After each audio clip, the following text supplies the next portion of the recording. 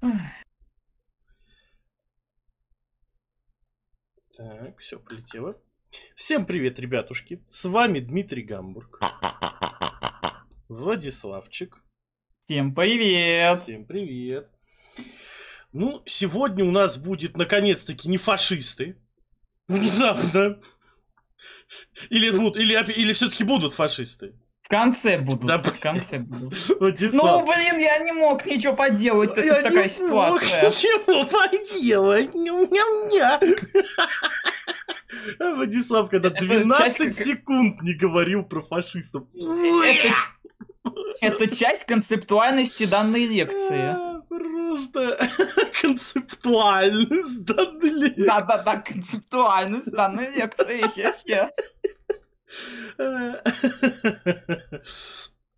Да, решили мы обсудить довольно важный, значит, вопрос в марксистском понимании. Вот, я вообще тут как бы раскочегариваю, ребят, у нас будет много лекций по марксистской базе. Фашистов мы уже потихонечку посмотрели на них. Уже потихонечку, да, как бы они уже даже как бы нас уже заебали, мне кажется, даже чуть-чуть. Хотя я все равно выбираю фашистов перед либертарианцами. В смысле, имеется в виду лекции про них. Я предлагал Диме Мюррея Ротбарта читать, да, он отказался. Он мне страшное предлагает, он говорит, давай либертарианцев, короче, читать. У них там предлагается, ну, продавать детей. Детьми торговать, да. Детей, просто детей. Да. Детей.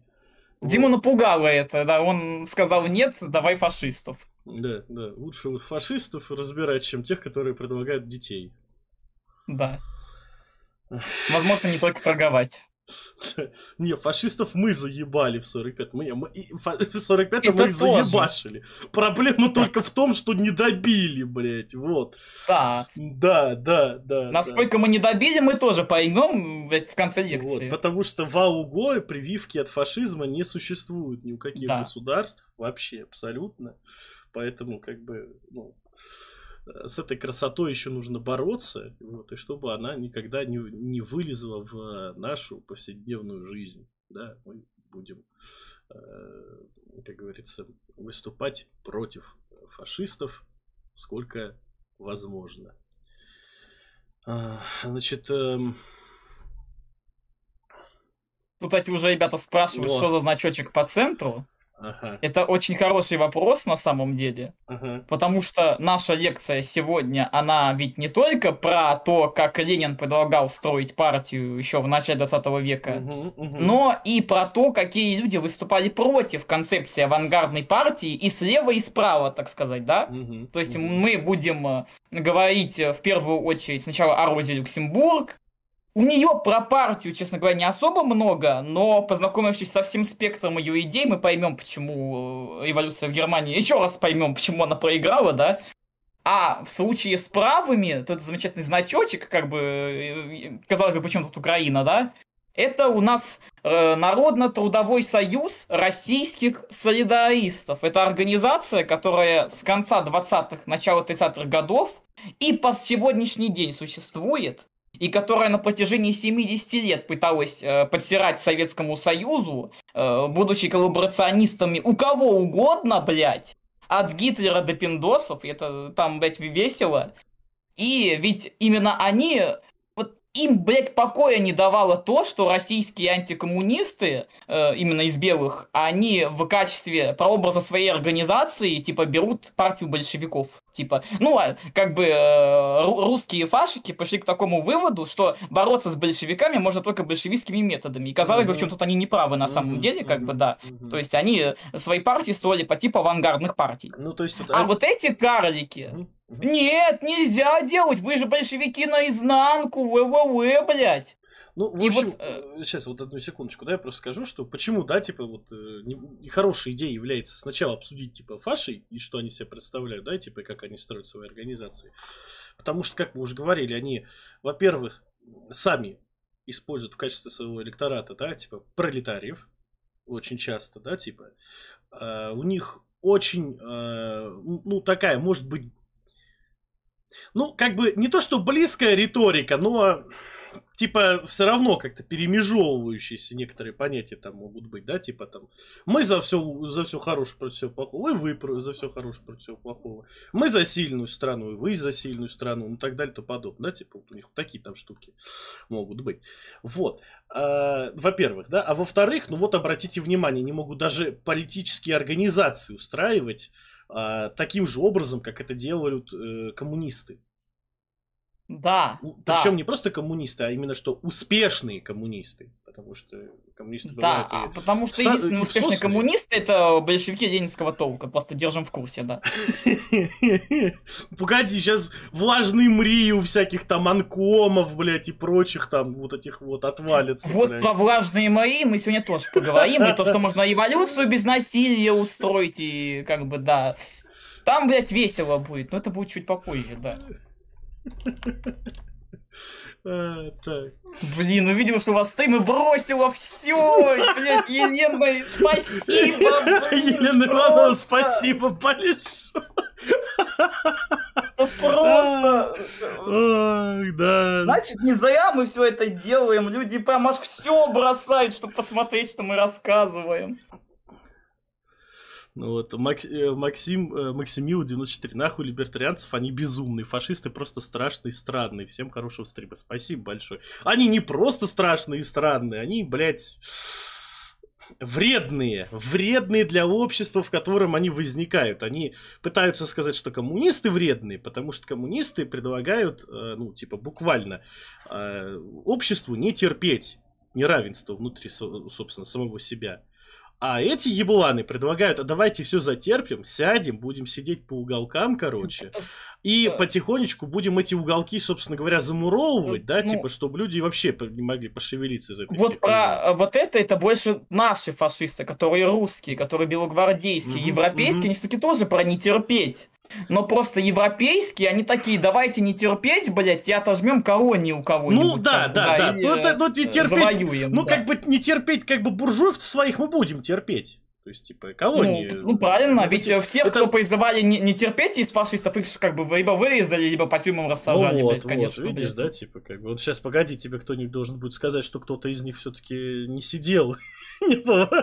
Действительно, да, не сидел, там такие тоже были, блядь.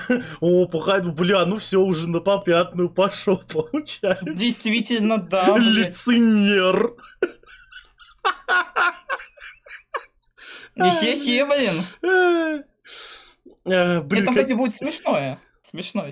Мы вот. До смешного еще дойдем. С интересным названием заинтриговали. Стрим отличный, я думаю, будет. Ну, как бы, ребят, сделали мы его очень быстро, потому что, значит, редакция Рексача решила, что такой стрим, да, и эта тема необходимы прямо немедленно.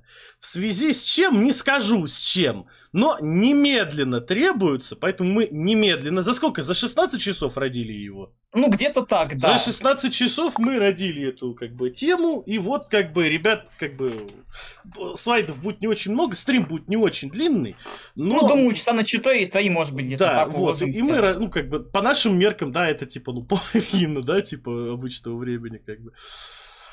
Вот, поэтому... Зная ваши лекции с Юрой, это, блядь, треть обычного времени, я бы сказал. Блин, ну слушай, в прошлый раз сколько мы стримили? 6 часов где-то всего. В прошлый раз-то да, блин. А там Юра уже присылал фотки с Крыма, он в Крыму ехал, вот, он с крупнокалиберным переполохом там встретился, есть фотка, где Юра значит, с КПшкой.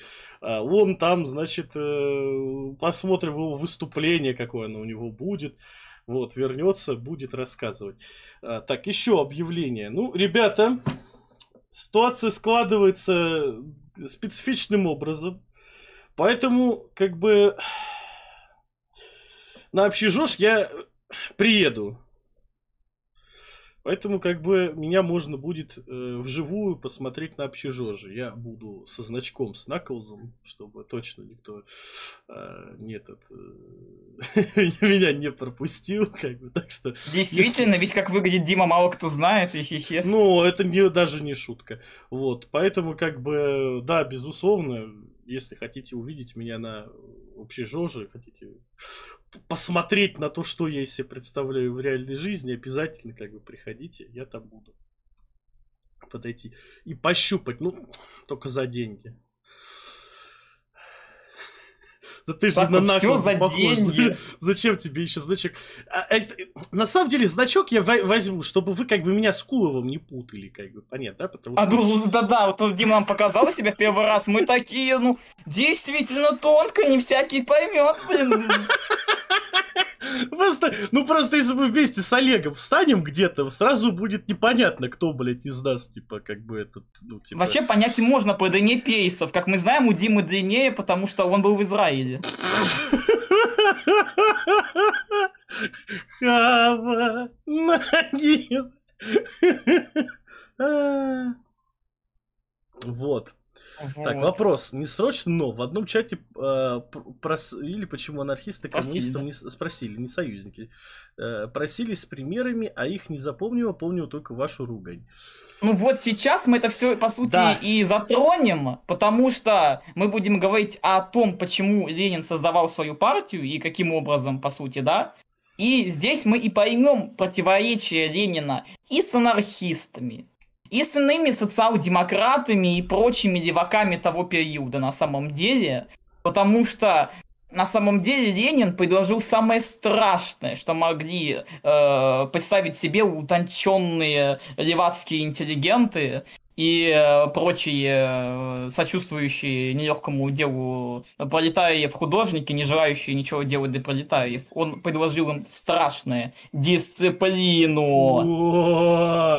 И начинается вот эта музыка из Мастера Маргариты, знаешь, типа вот эта вот тема Воланда, да. Сатанинские просто вещи, как бы, да, типа. Чтобы понравиться британским женщинам, викинги шли на страшное ухищрение, расчесывались и мылись. Я думал, это для любых мужчин надо, ну ладно. Да, база. Вот, да, великая, да.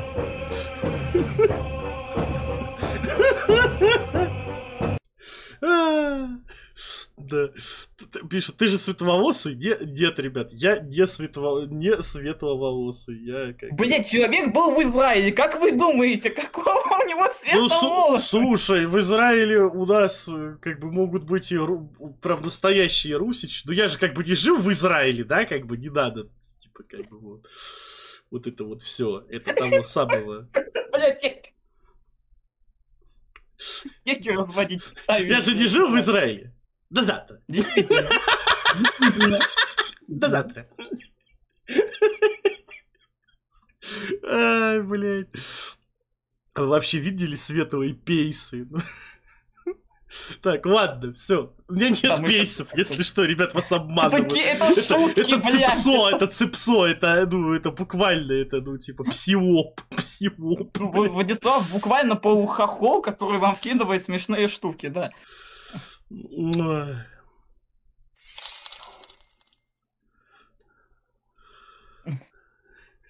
Главное, чтобы не транс-хохол оказался, да. Кстати, осуждаем.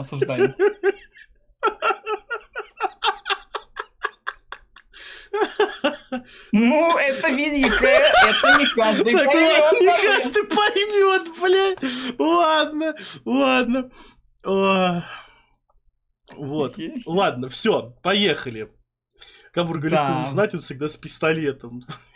База. Великая, да. Так, ладненько, все, давай потихонечку к теме. Что у нас тут? Да, собственно говоря, что у нас тут?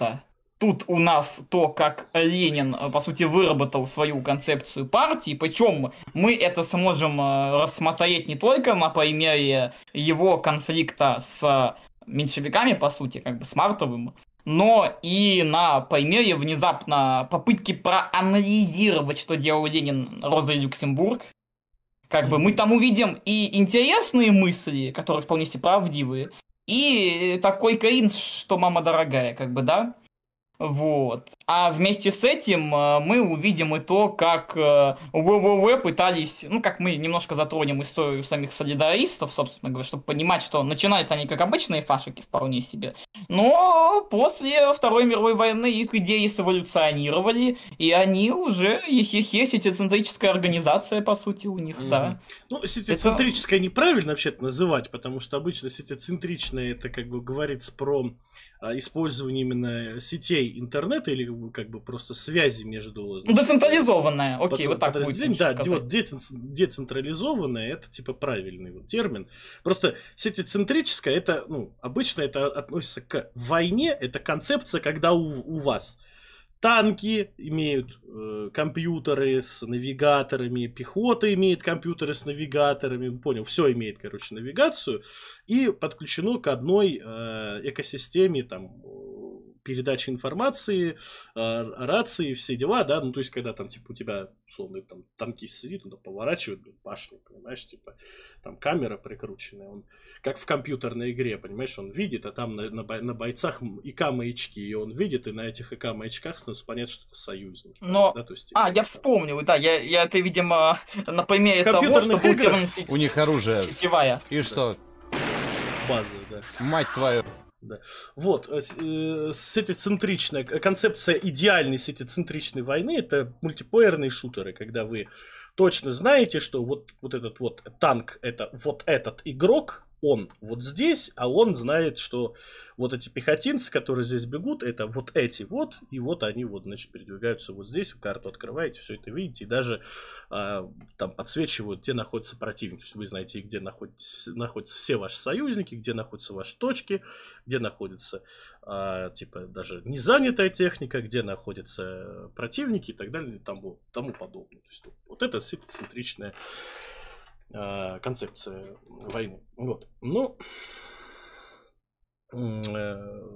здесь правильно говорить, да, именно что сетевая. Сетевая или вот децентрализованная, да, где нет единого, значит, центра принятия решений. Поэтому по нему не ударят наши доблестные ВКС. Ну, буквально, да.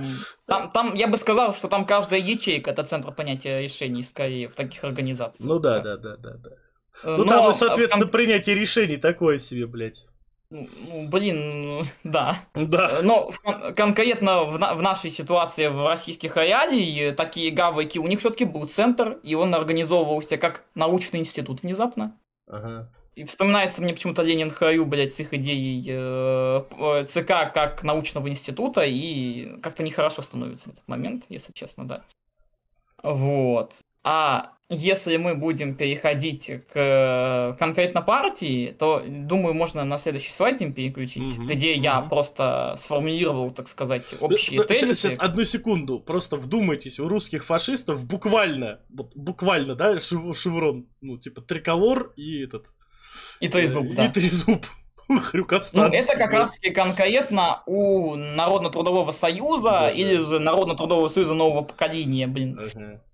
Так называемых нацмальчиков, что мне особенно нравится, как называл иммиграция русская. Нацмальчики, да. Мальчики. Прямо нацбойчики даже, я бы сказал.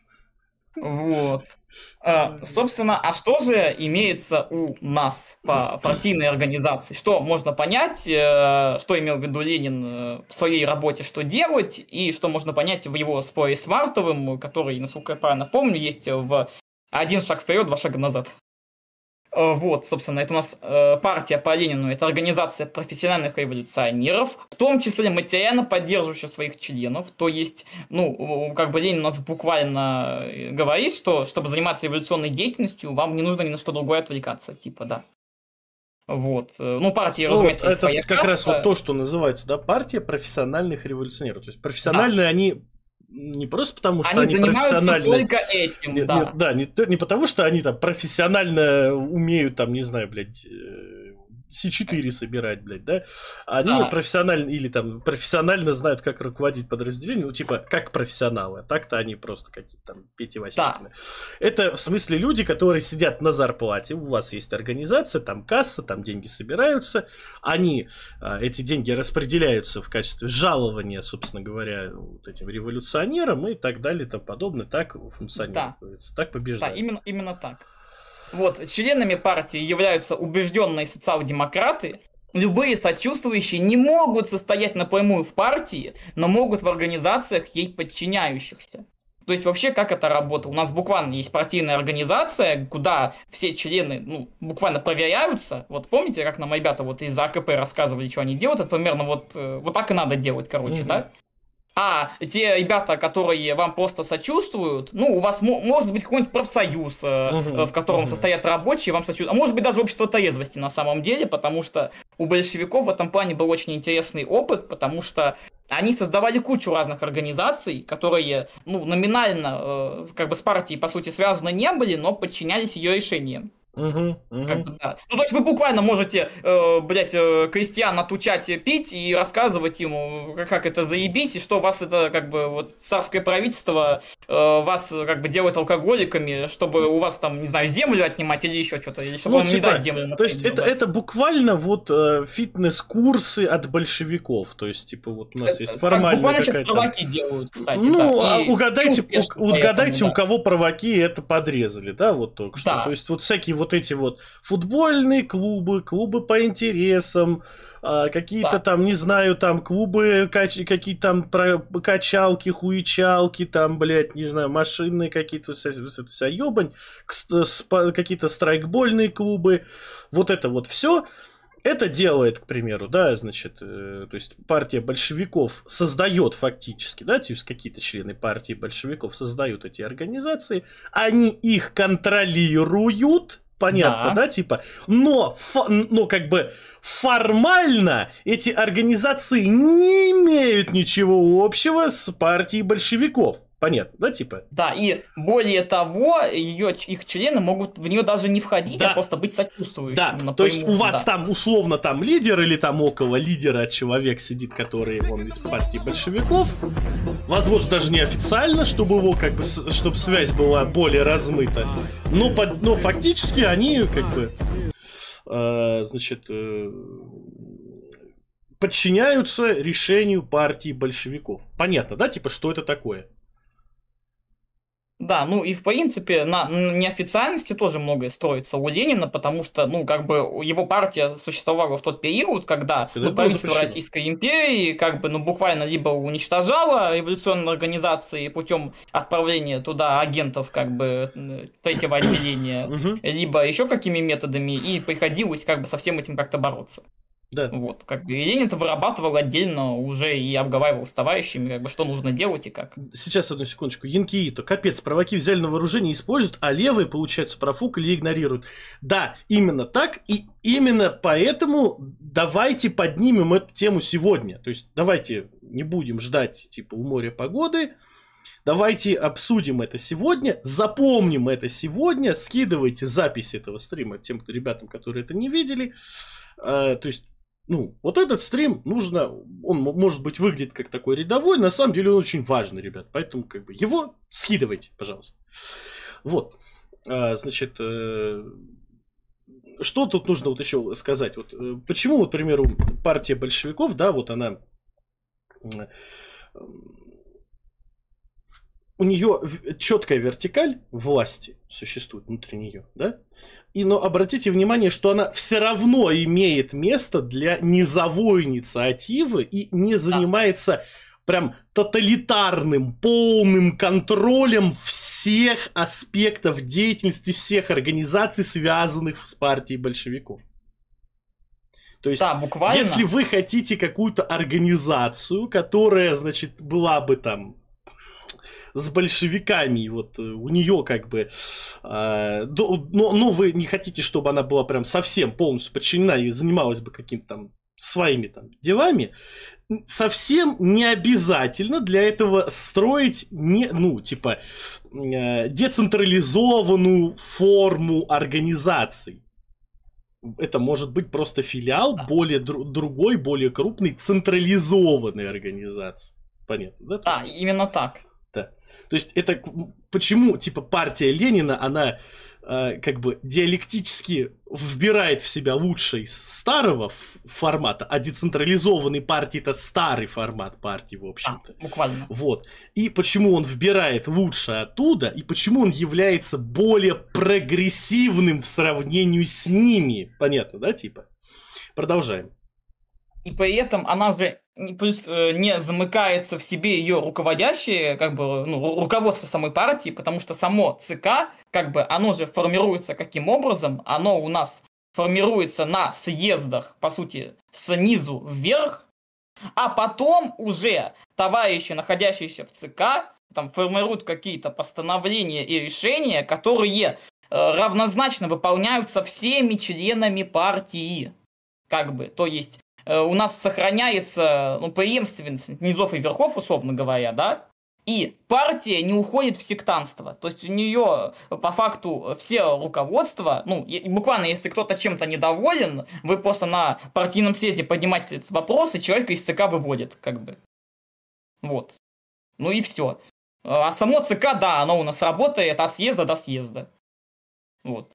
Ну, понятно, то есть на новом съезде, как бы, ЦК фактически снова выбирают, да, то есть переутверждают. Да, разумеется, могут выбрать одних и тех же, если товарищи хорошие, но если кто-то оплошал, и нафиг его, как бы, из ЦК. Вот. Ну, а также, да, вся партия объединена общей дисциплиной подчинения меньшинства большинству, дисциплиной близкой к армейскому единоначалию или же трудовой дисциплине промышленных рабочих того периода. То есть Ленин на этом, на самом деле, отдельно делал акцент, то, что у нас партия должна строиться по принципу управления, армейскому. Потому что, опять же, это самый лучший способ руководить организацией, если вы хотите чего-то добиться. Потому что армия возникла не вчера. И даже не в прошлом тысячелетии. И даже не в позапрошлом тысячелетии. Давайте так еще страшнее. Она возникла, не совсем в текущем формате, но в позапрошлом тысячелетии в конце. Как бы. Да. И мы можем, собственно, перейти к самой дискуссии Ленина с Мартовым. Там есть слайдик как раз-таки с их портретиками, видимо. Вот. Это у нас как раз-таки, по сути, это формирование партии самой, то есть еще это 902, 3, начало 20 века самое. То есть вот. И если мы пользуемся аргументами самого Ленина, то что он, например, говорил, и споря, например, с товарищем Аксельродом и так далее, по поводу партии, партийной принадлежности и так далее. Что дело сводится именно к последовательному проведению принципа организации или к освещению разброда и анархии. Строим ли мы партию... Так, сейчас, погодите, у меня тут... Сейчас там у него найдешь, что там происходит.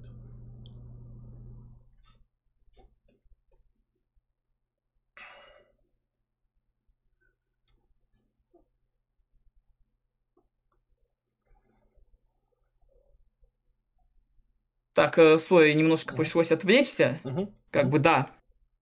Вот строим ли мы партию, исходя из того уже создавшегося и сплотившегося ядра социал-демократов, которое создало, скажем, партийный съезд, и которое должно расширять и умножать всяческие партийные организации? Или мы довольствуемся успокоительной фразой, что все помогающие суть члены партии? И тут дальше ему отвечает уже будущий меньшевик Аксельрод: если мы примем формулу Ленина, то мы выбросим за борт часть людей, хотя бы и не могущих быть принятыми непосредственно в организацию, но являющихся тем не менее членами партии. Смешение понятий, в котором хотел обвинить меня товарищ Аксельрод, выступает тут у него самого с полной ясностью. Он принимает уже за данное, что все помогающие являются членами партии. Тогда как из-за этого и идет спор, и оппоненты должны еще доказать необходимость и пользу такого толкования. Какое содержание этой страшной, на первый взгляд, фразы «выбросить за борт»? Если членами партии признаются только члены организаций, признанных за партийные, то люди, не могущие непосредственно войти ни в одну партийную организацию, могут ведь работать в организации непартийной, но примыкающей к партии. То есть о чем мы в принципе и говорили. О выбрасывании за борт, в смысле отстранения от работы, от участия в движении не может быть следовательно и речи. Напротив, чем крепче будут наши партийные организации, включающие в себя действительных социал-демократов, чем меньше шаткости и неустойчивости будет внутри партии, тем шире, разностороннее, богаче и плодотворнее будет влияние партии на окружающие ее, руководимые ею элементы рабочих масс. Впрочем, в общем, что здесь говорит Ленин? Что здесь нужно сделать следующую диалектика развития. С одной стороны, чем крепче и более проверенные у нас марксистские товарищи в ядре партии, тем шире она становится и тем больше в том числе не марксистских, а просто сочувствующих или так далее, таких вот чуваков в нее включается. Потому что мощь ядра растет, и это ядро партии способно контролировать лучше и увереннее даже не очень идеологически подкованных товарищей. То есть это выглядит вот так. Поправь меня, если я не прав. Да, все правильно. И вот тут у нас еще раз, кстати, ребята пишут про подчинение большинства меньшинству, как раз за что и выпиздили Троцкого. Ну так вот, я тут просто еще раз освещу, что принцип как раз-таки такого вот демократического централизованного управления, это и есть демократический централизм. Когда вы, по сути, избираете руководящее ядро, и при этом способны его переизбирать, что оно таким образом не превращается в какую-то сектантскую или вождистскую организацию. Ну, у вас так или иначе в итоге ВКПБ стала, в общем-то, организацией сильно вождистской, потому что внезапно оказалось, что не все хотят вести. Ну вот в этом есть некая проблема, но это скорее проблема не партии, а людей уже. То есть это скорее то, что в критический момент, когда уже петух в жопу клюет, там уже, значит, людям приходится брать вожжи в руки и самим тащить, потому что остальные могут быть не готовы к полноценной борьбе. Это, кстати говоря, тоже вообще вполне себе стоит учитывать и просто не расстраиваться, если такое произойдет, окей, это и ожидалось. Ладно, окей. Вот, так что, вот этот вождизм, который у нас возник в партии большевиков, он связан, скажем так, скорее со стихийным, развитием, с тем, как это произошло, то есть с естественной эволюцией. Однако это не то, что в нее изначально, заложено. Вкладывалось, Вот, главное, чтобы ядро не сгнило. Чтобы оно не сгнило, для того, чтобы противодействовать сгниению, гниению ядра, как раз и создана система отзывов. То есть вы можете отозвать ЦК. Оно не один раз выбрано, и оно такое вот висит, а оно постоянно перетряхивается, понятно, То есть, о чем мы сразу и сказали. То есть, если у нас приходят какие-то, странные чуваки, у нас в, наш ЦК, они там сидят постоянно, и у нас нет никакого способа их оттуда выпиздить, это уже значит, что мы сейчас, партию вообще-то сейчас можем убить, потому что там странные чуваки очень сильно закоренятся, и все, пиздец будет. Вот. Значит, что еще здесь нужно прокинуть, короче? Да, и вот когда уже была гражданская война, когда уже, не было уже брожение туда-сюда, давайте этих отзывать, обратно ставить, нестабильная ситуация в стране, и как раз чтобы партию не трясло, поэтому там возник такой, скажем так, вождизм, потому что это был ответ на, на события, это нормально абсолютно. Просто мы почему, просто люди могут сказать, ведь партия Ленина, почему именно Ленина, а не просто там всех почему к Ленину такой пиетет, соответственно, что вождь, знает, этих большевиков, которые отличались, в начале гражданской войны, и потом, старую гвардию, почему? Мы их знаем, там, а не знаем там каждого большевика. Да? Почему мы на них так концентрируем? Потому что так или иначе возникает... Они проявили себя лучше всех. Они проявили себя лучше всех. Они были готовы брать ответственность тогда, когда другие были не готовы брать ответственность. Это тоже очень важно. Вот. То есть такие люди обязательно должны быть в организации, вот. Потому что какая бы она... Да, насчет вождей. Разве их появление неизбежно? Точнее, неизбежно? Да. Избежать появления вождя невозможно, потому что вождь это стандартный, дефолтный, абсолютно самый обыкновенный ответ общества на угрозу.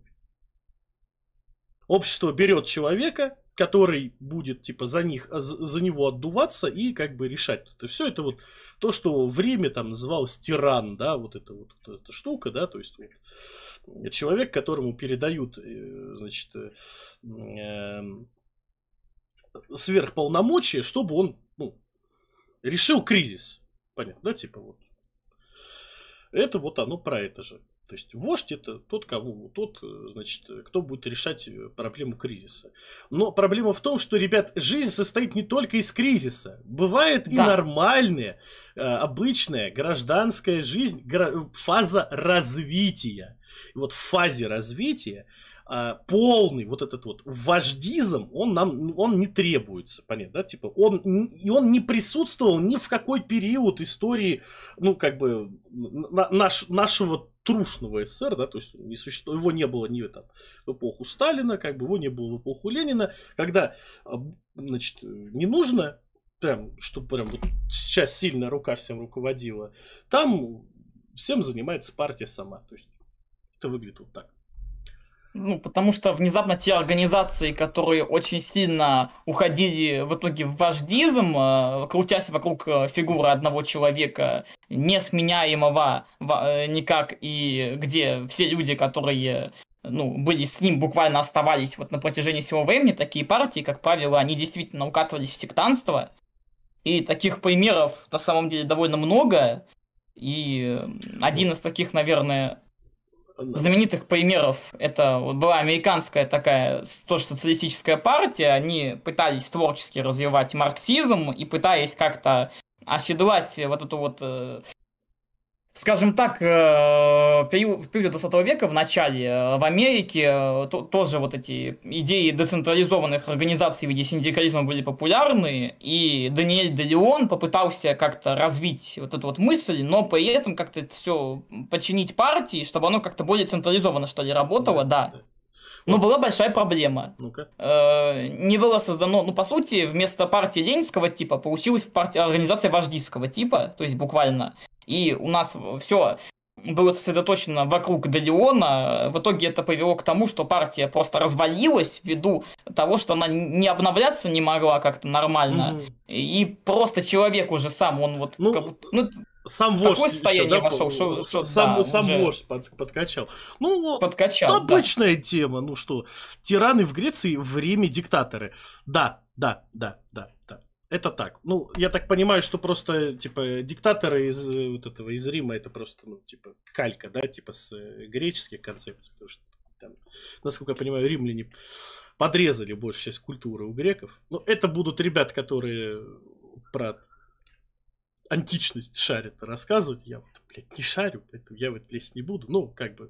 Я просто знаю, что вот эти термины диктатор и тиран, которые в наше время такие всеми заплеванные, но на самом деле эти термины означают не какого-то охуевшего, значит, от власти чувака, да, типа, а на самом деле эти оба термина означают чела, на которого общество буквально сбрасывает свои проблемы и говорит, блять, решай за нас, нахуй, мы все, в пизду, да. До свидания, мы самоустраняемся, сделай как хочешь, и все, и будет как будет, нахуй. Обосрешься, мы тебя повесим. Не обосрешься, мы тебе памятник поставим. Все, разбирайся сам, нравится, не нравится, блядь, соси, моя красавица. Все, занимайся. Нравится, не нравится, вправь, моя красавица. Да, буквально, да, хватит прекратите плакать, извольте править, да, как бы вот это вот, да, типа, да, то есть вот эти вот все штуки, да. Вот. Это оно оттуда растет. Вот, по поводу тут пишут. То есть не надо сделать процесс появления вождей управляемым. Вожди, ребят, ну вот у вас люди собираются в коллективе. Ну, кто-то из них может быть более решительным, чем остальные. Он естественным образом такой. Да, да. Потому что у людей могут быть разные ситуации. Люди, ребят, еще раз. Сейчас уже еще будет кусочек марксизма. Готовы? Значит, бытие человека диалектично. Он одновременно живет в реальном мире и одновременно в своей голове. Понятно, да? Он живет в идеальном и в реальном мире одновременно. Идеальный мир — это тоже часть реального, да, как бы материального. Ну, как бы думайте. И у человека могут быть болезни, у него могут быть неустроенности в личной жизни, травмы, какие-то личные, значит, проблемы с убеждениями и так далее и тому подобное. Человек может находиться не в лучшем ментальном состоянии. И может так случиться, что человек не может ничем управлять. И он просто как бы, вроде он как бы и должен, а вроде и не может. Он как бы самоустраняется от этого. И вот поэтому тот, кто лучше всех, тот, кто в лучшем состоянии, того используют, ну, тот, кто рвется, тот, у кого с менталкой никаких проблем, того берут, и как бы он будет, вот на него все скидывают обычно. Ну, типа, вы на работе работали? Вот кто буквально, да. На работе работали, вот кто больше работает, на того все скидывают. Ребят, человеческое общество воспроизводит само себя везде. В армии, на работе, в партийной работе, даже в компьютерных игрушках и в всяких вот, ну, типа, не знаю, блядь, настольных играх. Человеческое общество всегда само себя воспроизводит. Потому что, ну, вот так выглядит. Что люди, да. Поэтому не надо думать, что у вас на работе один долбоебизм, а вот в партии-то там все по-другому-то, блядь, да, нахуй. Конечно.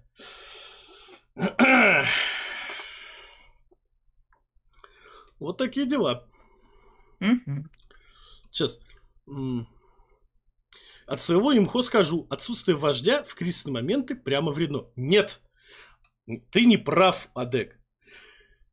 Отсутствие вождя в кризисные моменты фатально. Точка. Не вредно. Фатально. Группа, которая в кризисный момент не смогла вытащить вождя, обречена на гибель. Прям моментальную, нахуй. Война это, блядь, там. Просто какой-то кризис. Все придет к развалу, если не нашелся человек, который способен, который хочет и способен. Способен тоже очень важно. Человек может свои силы, типа, да, типа, прям переоценить. И вот он не способен, не справился с тем, что на него свалили. Ну, развалилось, он упал, и все упало. Вот так это выглядит. Вот. То есть, обратите внимание, да, диалектика. С одной стороны, значит, все зависит от, ну, типа, вы должны постоянно своих, как бы, управляющих вождей, постоянно ими, ну, как бы, их переставлять, потому что сейчас они засидятся и начнут уже, ну как, начнется вот это, начнется уже чванство просто-напросто. Потому что человек сидит на своем посту, ему нормально, всех нахуй шлет, и все у него будет, ну типа, заебись, потому что что ты ему сделаешь, да? А так он постоянно сидит, вот так трясется, как карлик, что типа он не сделает, его нахуй тут уберут. И будет он дальше где-то полы драить, блядь, или не знаю, еще какой-нибудь залупой заниматься, типа, малоинтересный, малопрофитный и, ну, как бы, и малопрестижный, да, вот, это с одной стороны. С другой стороны, нужно понимать, что бывают ситуации, когда вот уже, значит, не прокатит такое вот, как бы, жонглирование лидерами, вот. Поэтому, как бы, это просто к вопросу, сейчас всякие анкомы или троцкачи скажут, ну вот ленинская партия такая должна была быть, а при Сталине там тиран сел, блядь, сидел, блядь. Вот, и чтобы вы не думали, что троцкачи здесь правы, вы должны понимать, что это, что в реальности организации выглядит таким вот образом, когда фаза развития у нас демократия, когда фаза пиздеца у нас вот как бы какой-то вот какой-то вот элемент вождизма появляется. Ну да, элемент авторитарного управления. Да. Продолжай. Вот, собственно, ну и дальше у нас Ленин полемизирует. Ведь нельзя же смешивать в самом деле партию, как передовой отряд рабочего класса, со всем классом. А именно такое смешение, характерное для нашего оппортунистического экономизма вообще, ну то есть для движения, которое крутилось вокруг постепенного перехода к социализму, вокруг там всяких профсоюзных или кооперативных организаций, вот этого вот всего дела, да, впадает товарищ Аксельрод, когда он говорит: мы создаем, конечно, прежде всего организацию наиболее активных элементов партии, организацию эволюционеров. Но мы должны, раз мы партия класса, подумать о том, чтобы не оставить вне партии людей сознательно, хотя бы, может быть, и не совсем активно помыкающих к этой партии. Во-первых, в число активных элементов социал-демократической рабочей партии войдут вовсе не одни только организации эволюционеров, а целый ряд рабочих организаций, признанных за партийной. Это ему Ленин уже полемизирует. Во-вторых, по какой бы это причине, в силу какой логики из того факта, что мы партия класса, мог следовать вывод о ненужности различия между входящими в партию и примыкающими к партии. Как раз напротив, именно в силу существования... Он критикует, да, типа разделение понятия член партии, просто типа... Ну, Аксельрод критикует, а Ленин ему полемизирует, да. Ага, то есть Аксельрод говорит, что типа должны быть все членами, да, типа... Да, все членами партии, вокруг болтаться не должны, да, типа? Да, все в партии. Ну, она тогда будет сверхраздута. Ну да, она будет сверхраздута, и помимо этого в нее может влиться огромное количество нежелательных элементов, которые будут вредить партии. Да. То есть, типа, ты вот если использовать ильичевскую особенность, да, ильичевское решение, там получается, что у нас есть партия, там у нас сидят коммуняки, да, короче, как у них называется, социал-демократы, а есть примыкающие к ней организации, там могут сидеть не коммуняки, но мы можем вытащить оттуда каких-то толковых ребят, провести с ними курс молодого бойца, ввести их в нашу коммуняцкую основную часть, и тогда он будет там заниматься тем, что надо. И буквально это нам рассказывали ребята из АКП, кстати, да, поэтому... Стоит порадоваться за американцев, опять же, что у них что-то такое получилось. Ну, что самое интересное, обрати внимание, что наши маленькие коммунистические партии, которые всякие движения, всякие векторы и прочее, они как делают? Они собирают кружок, в котором готовят марксистов, которые должны готовить марксистов, которые должны готовить марксистов, которые должны... То есть они отрицают возможность создания партий с немарксистским... типа персоналом, да, типа не марксистскими людьми. Это как вообще, зачем, почему они так решили? Ну, то есть они не понимают, что... то есть они считают, что у нас просто есть партия, и все, как бы, да. А то, что есть какие-то смежные организации, по их мнению, должны быть все, как бы, марксистско-коммунистическими. Хотя это буквально не так, это буквально противоречие с ленинской позицией. Причем мы можем вспомнить даже не только его полемику с Мартовым, но и полемику с немецкими социал-демократами, которые отстаивали позицию, что нам нельзя работать в реакционных профсоюзах, типа, блядь. А Ленин им говорит... Во всем можно работать. Да, буквально. Ленин говорит, что во всем можно работать, иначе как вы рабочим объясните, что вот эти пидоры не правы, например, а вы правы, как бы, ну, к примеру. Типа, ну вот как вы это будете делать, вы просто отдаете рабочих в руки реакционеров. Как бы, да, то есть получается интересная ситуация, когда социал-демократы сами готовят электорат для фашистов, по сути, например. Ну, что, в принципе, часто и получается, как бы, да. Вот. Ну, а если мы возвращаемся к полемике Аксельрода с Лениным, то вот как раз-таки Ленин дальше идет. Как раз напротив, именно в силу существования различий по степени сознательности и степени активности, необходимо провести различия по степени близости к партии. Мы партия класса, и потому почти весь класс, а в военные времена, в эпоху гражданской войны и совершенно весь класс, должен действовать под руководством нашей партии, должен примыкать к нашей партии как можно плотнее. Но было бы маниловщиной и хвостизмом думать, что когда-либо почти весь класс или весь класс в состоянии при капитализме подняться до сознательности и активности своего передового отряда, своей социал-демократической партии. Ни один еще разумный социал-демократ не сомневался в том, что при капитализме даже профессиональная организация, более примитивная, более доступная сознательности неразвитых слоев, не в состоянии охватить почти весь или весь рабочий класс. То есть здесь он уже делает прямую атаку на экономистов и синдикалистов, по сути, которые как раз-таки и хотели воспользоваться профсоюзными организациями там, либо для совершения революции, либо для превращения их в аналог партии. Профсоюзные организации. Да, то есть экономизм, это же в первую очередь про вот это в том числе. То есть когда вы выступаете не за, по сути, партийную деятельность, да, а подменяете ее деятельностью в кооперативах и синдикатах, соответственно. То есть, это буквально то, что у нас проталкивать пытались многие годы, и можно вспомнить того же самого Рудова, который говорил, типа, а в каких профсоюзах вы работаете, вот это вот все при условии, что сам не особо, чтобы каким-то мегапрофсоюзником был, блядь.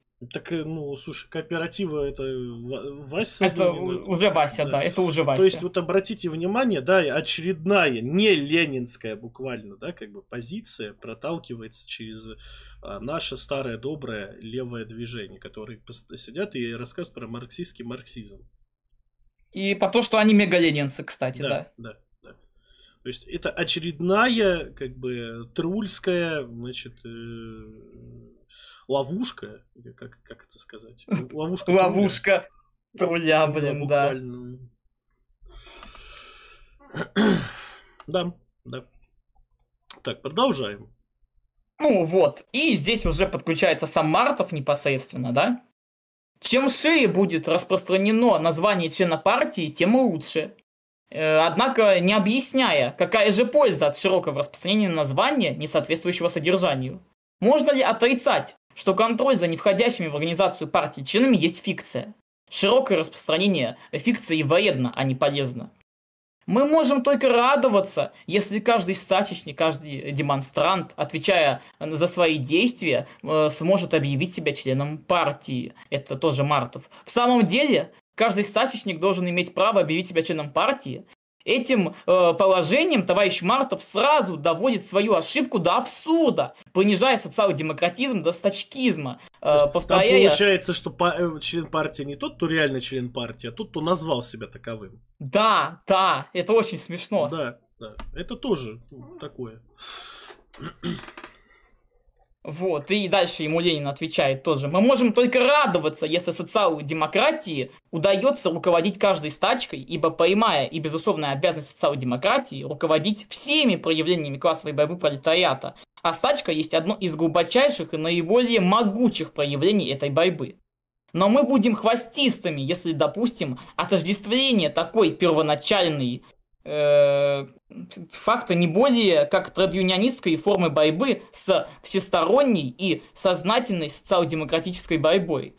Мы будем оппортунистически узаконять заведомую фальшь, если дадим право каждому стачечнику объявлять себя членом партии, ибо такое объявление в массе случаев будет объявлением ложным.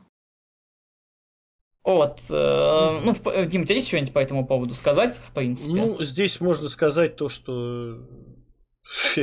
Ну, получается, что Мартов говорит, вот если... что хорошо, если люди просто называют себя партийцами.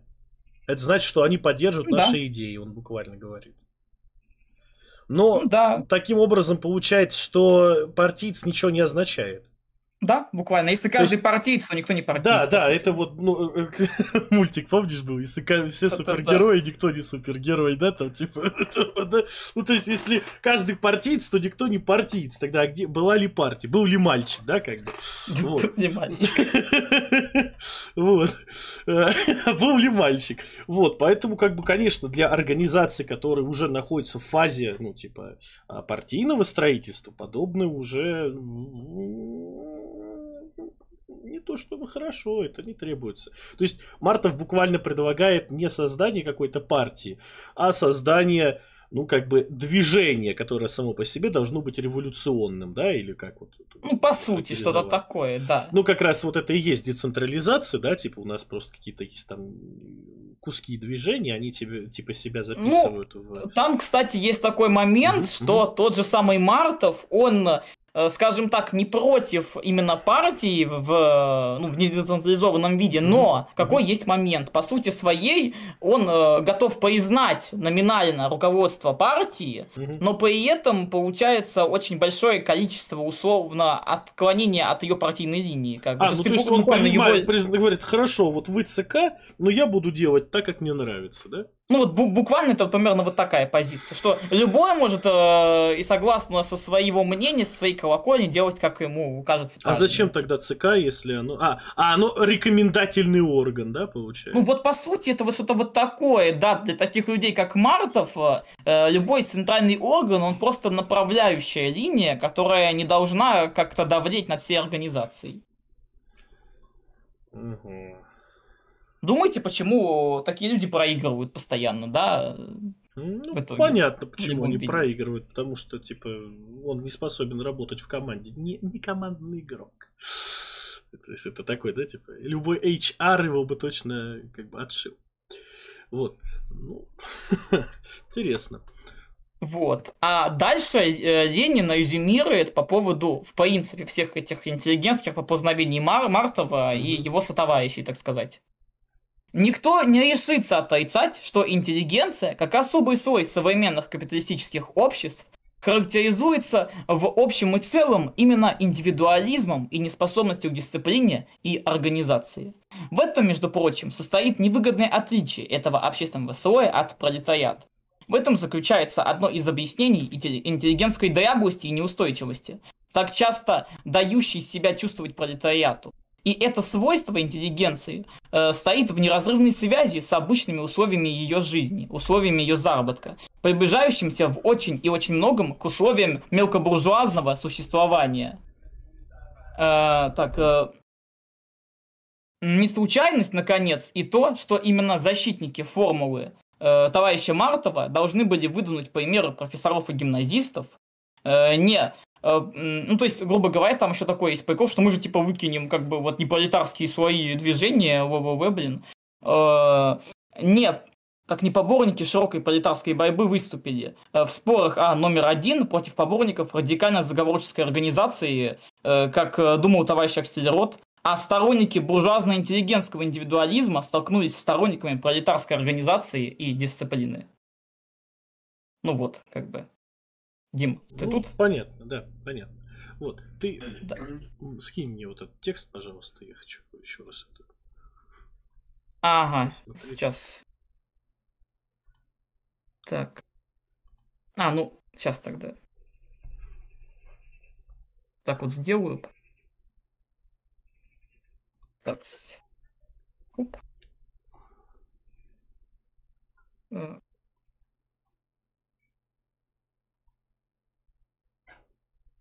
Вот, короче, сейчас закину в стримовую.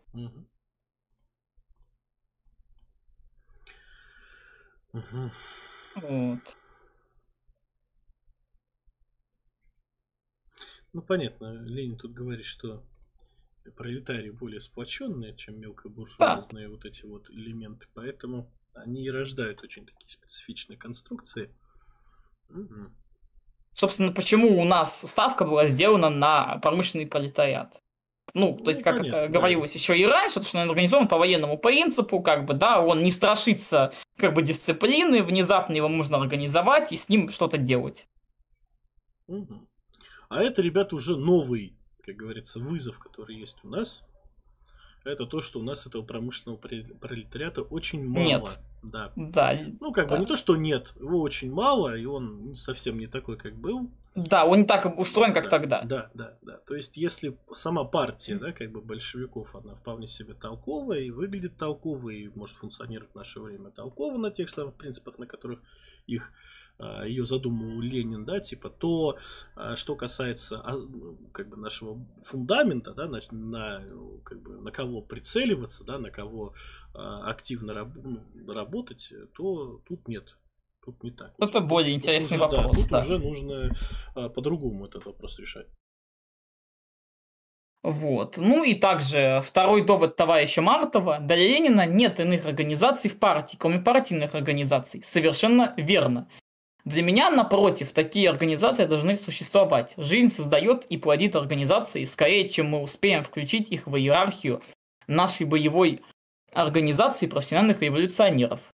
И дальше Ленин типа отвечает, что это в двух отношениях неверно. Первая, жизнь плодит гораздо меньше дельных организаций революционеров, чем нам нужно, чем требуется рабочим движением. Второе, партия наша должна быть иерархией не только организаций революционеров, но и массы рабочих организаций. То есть здесь нам Ленин буквально указывает на то, что у нас должно быть единоначалие в организации. Вот. И, собственно, дальше, я думаю, можно переключиться на слайдик. Там у нас отображение двух работ Ленина, откуда все это дело можно подчерпнуть. И даже если я вот что-то сейчас не укажу, где можно почитать и еще раз, так сказать, углубиться. То есть у нас «Что делать?», где как раз-таки он впервые и описывает эту самую авангардную организацию. Ну и «Шаг вперед, два шага назад», где как раз-таки есть и спор с Мартовым, и некоторые другие интересные вещи, скажем так, для нас. Вот.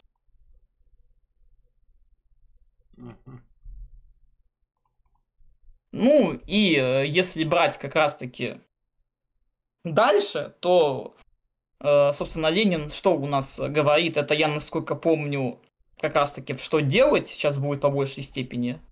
Вот. То есть организация революционеров должна обнимать прежде всего и главным образом людей, которых профессия состоит из революционной деятельности, то есть о чем мы сразу говорили, да, то есть это не мы это придумали, это вот буквально Ленин как бы напрямую говорит. Поэтому я и говорю об организации революционеров, имея в виду революционеров социал-демократов. Перед этим общим признаком членов такой организации должно совершенно стираться всякое различие рабочих и интеллигентов, не говоря уже о различии отдельных профессий тех и других. Эта организация необходимо должна быть не очень широкой и, возможно, более конспиративной. Ну, то есть нельзя все делать на показ, короче, вот, в данной ситуации. Ну, потому что как бы у нас Ленин борется с самодержавием в первую очередь, и как мы еще раз говорили, в таких условиях полная открытость, она вас загубит, как бы. Тут уже хорошие сделали дудлики. Так, что там у нас, ребятушек?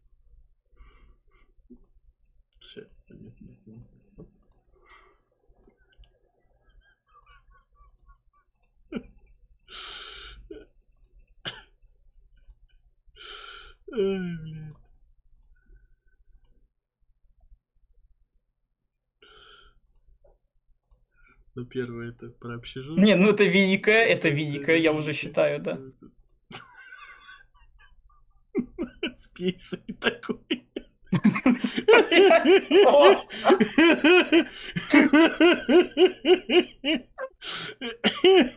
Они точно знают его по значку, блядь. Наклс пейсами, ну и вот это хорошее тоже, да.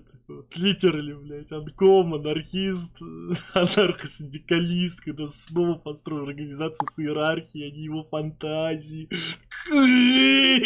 Такой, блядь.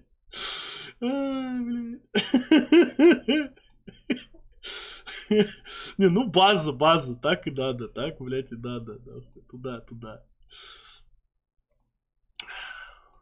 Блин, мне сейчас интересно, сейчас вижу комментарии, блин, про Трулюшка. Я думаю, это ссылка на Ленина теперь любая у нас таким считается, а может тогда вообще отказаться от всего, блин, это все трулизм, наверное, или что это был за комментарий сейчас такой интересный, быть, у ребят. Где? А, вон, ну, Дим, ну, вот, ВК Play. Мне просто стало интересно. А где ВК Play? А, вон, Дим, смотри, на выше, выше, вот. Да ниже, блин, ты куда? Вон, смотри, Дим. Трулюшка? Мне просто интересно стало, это куда? Да, это про этого, про Мартова. А, ладно, а то я уже такой, Это про Мартова, он начал свою трульскую. Нет, это, наверное, ловушка трулей, он трулюшка, наверное, вот. Окей. А то у нас сейчас такая ситуация порой, что действительно тонко может оказаться. Настолько тонко, что не каждый знает насколько. Так, ладно, погнали дальше. Вот. Ну и дальше как бы. В России же гнет самодержавие стирает, на первый взгляд, всякое различие между социал-демократической организацией и рабочим союзом, ибо всякие рабочие союзы и всякие кружки запрещены, ибо главное проявление и орудие экономической борьбы рабочих, стачка, является вообще уголовным, а иногда даже политическим проступком. Это, кстати, насколько я помню, незадолго было написано до как раз 1995 года. Да. Таким образом, наши условия, с одной стороны, очень наталкивают ведущих экономическую борьбу рабочих на политические вопросы, а с другой стороны наталкивают социал-демократов на смешение тред-юнионизма и социал-демократизма. В самом деле, представьте себе людей на 99% поглощенных экономической борьбой с хозяевами и правительством. Одни из них в течение всего периода их деятельности ни разу не натолкнутся на вопрос о необходимости более сложной организации революционеров. Другие натолкнутся, пожалуй, на сравнительно распространенную бернштейнианскую литературу, из которой подчеркнут убеждение в сугубой важности поступательного хода серой текущей борьбы. Третьи, наконец, увлекутся, может быть, соблазнительной идеей явить миру новый образец тесной и органической связи с пролетарской борьбой. Ну, по сути, это опять у нас Ленин ведет борьбу с экономистами и в том числе синдикалистским уклоном. И, как вы думаете, для чего он в том числе и изучал вот европейских всех этих гавейков, как бы, да? То есть было бы странным это не изучать, учитывая, что это буквально у тебя имеет место даже среди социал-демократов, как бы, да, и это в том числе естественным образом возникает, так как они помогают рабочим вести экономическую борьбу. Потому что мы даже можем вспомнить... Ох, блин, прости господи, я сейчас пытаюсь вспомнить, кто у нас из партийцев. Богданов, как бы, который вот буквально уверовал в то, что у нас к революции придет всеобщая стачка. Как бы, да? Из европейских революционеров можно вспомнить пример Сорреля, который, пытаясь преодолеть вот эту вот косность и нежелание социал-демократов как бы к революционным действиям, начал изучать опыт синдикалистов, и поначалу, выдавая крайне базированные вещи как бы, в плане классовой борьбы, ее необходимости и так далее, начал уходить просто в сторону какого-то синдикализма, а не то и не анархизма чуть ли, да, с идеей того, что нам тоже, опять же, революцией поможет всеобщая стачка. Как бы, то есть, это люди были порой настолько отчаявшиеся из-за того, что, ну, социал-демократия в Европе, ну, почитав, как бы, идею Люксембург, мы поймем, блядь, как бы, вот, каких людей видел товарищ Соррель, например, и что, ну, неудивительно, что ты впадешь даже вот в это, блин. Вот что угодно, лишь бы не такой социал-пассивизм уже просто, не социал-кукаудизм вот этот вот, блядь, просто перед судьбой, перед буржуазией, перед всем, блядь. Что угодно лучше, чем это, блядь, потому что уже им казалось, как будто бы. Вот. И получается интересная ситуация, когда, казалось бы, крайне толковые люди, они, блядь, то, блядь, в анархизм, то с националистами сотрудничать начинают, думая, что вот там-то мы революционную энергию, может, хотя бы там найдем ее, хоть где-то, блядь, ее то ее нигде вообще нету, как бы, да? И вот и получается ситуация, когда вас буквально условия заставляют пойти на, как бы, на такие вещи, о которых вы никогда бы не подумали, что пойдете. Как бы, вот. То есть об этом, мне кажется, тоже нужно понимать. Потому что оно все возникает в крайне естественных условиях и обычно в настолько неблагоприятных для рабочего и социалистического движения ситуациях, что это прямо тяжело. Как бы, да. Не укатиться во что-то вот очень странное. Вот. Ну, а дальше, ну, в принципе, мы остаемся на слайдике, как бы, да. Я просто перехожу к еще раз о том, как Ленин у нас описывал организацию, собственно говоря, партийную.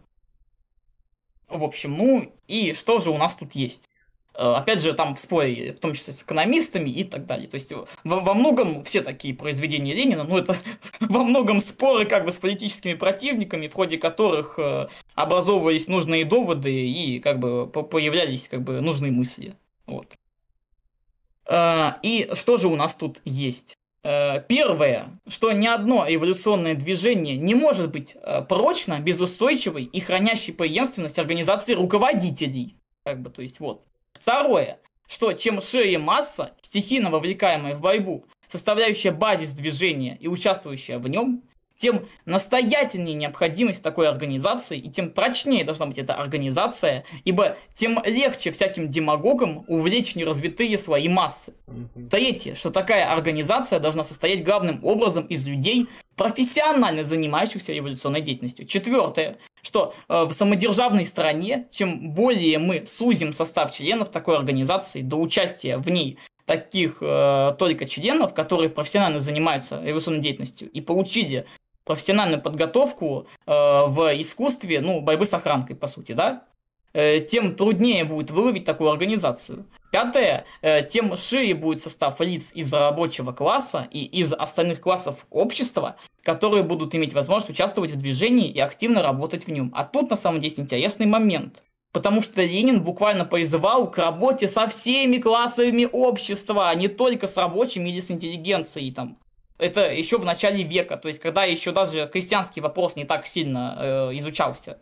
И это тоже очень интересно, потому что социал-демократы европейские, они, как правило, на другие классы не обращали внимания. То есть, условно, Роза Люксембург, например, вообще отрицала революционность польских крестьян. Я просто держу в курсе. Это очень смешно. То есть буквально эти люди сосредоточились только на высказываниях Маркса про промышленный пролетариат, и все. И на этом застояли. Угадайте, кто еще так делает? Гитлер. И получается... Блядь.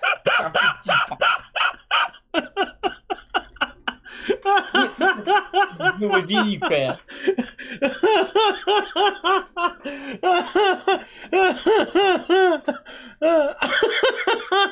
От Гитлерум просто.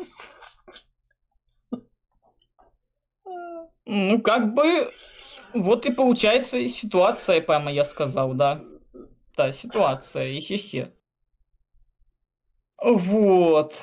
Так, и, кстати, есть на самом деле очень интересный момент у Ленина и как раз-таки про тогдашних левачков, которые строили свои организации. Я тоже думаю, это можно вполне себе поведать, потому что это прям сильно.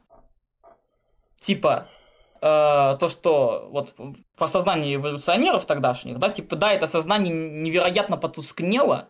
Основной наш грех в организационном отношении, это он обо всем социал-демократическом движении, которое до того момента не родило ничего адекватного, что мы своим кустарничеством уронили престиж революционеров на Руси. Дряблый и шаткий в вопросах теоретических, с узким кругозором, ссылающийся на стихийность массы в оправдании своей вялости, более похожий на секретаря Трудюниона, чем на народного трибуна, не умеющий выдвинуть широкого и смелого плана, который бы внушил уважение и противникам, неопытный и неловкий в своем профессиональном искусстве, в борьбе с охранкой, помилуйте, это не революционер, это какой-то жалкий кустарь. Думайте.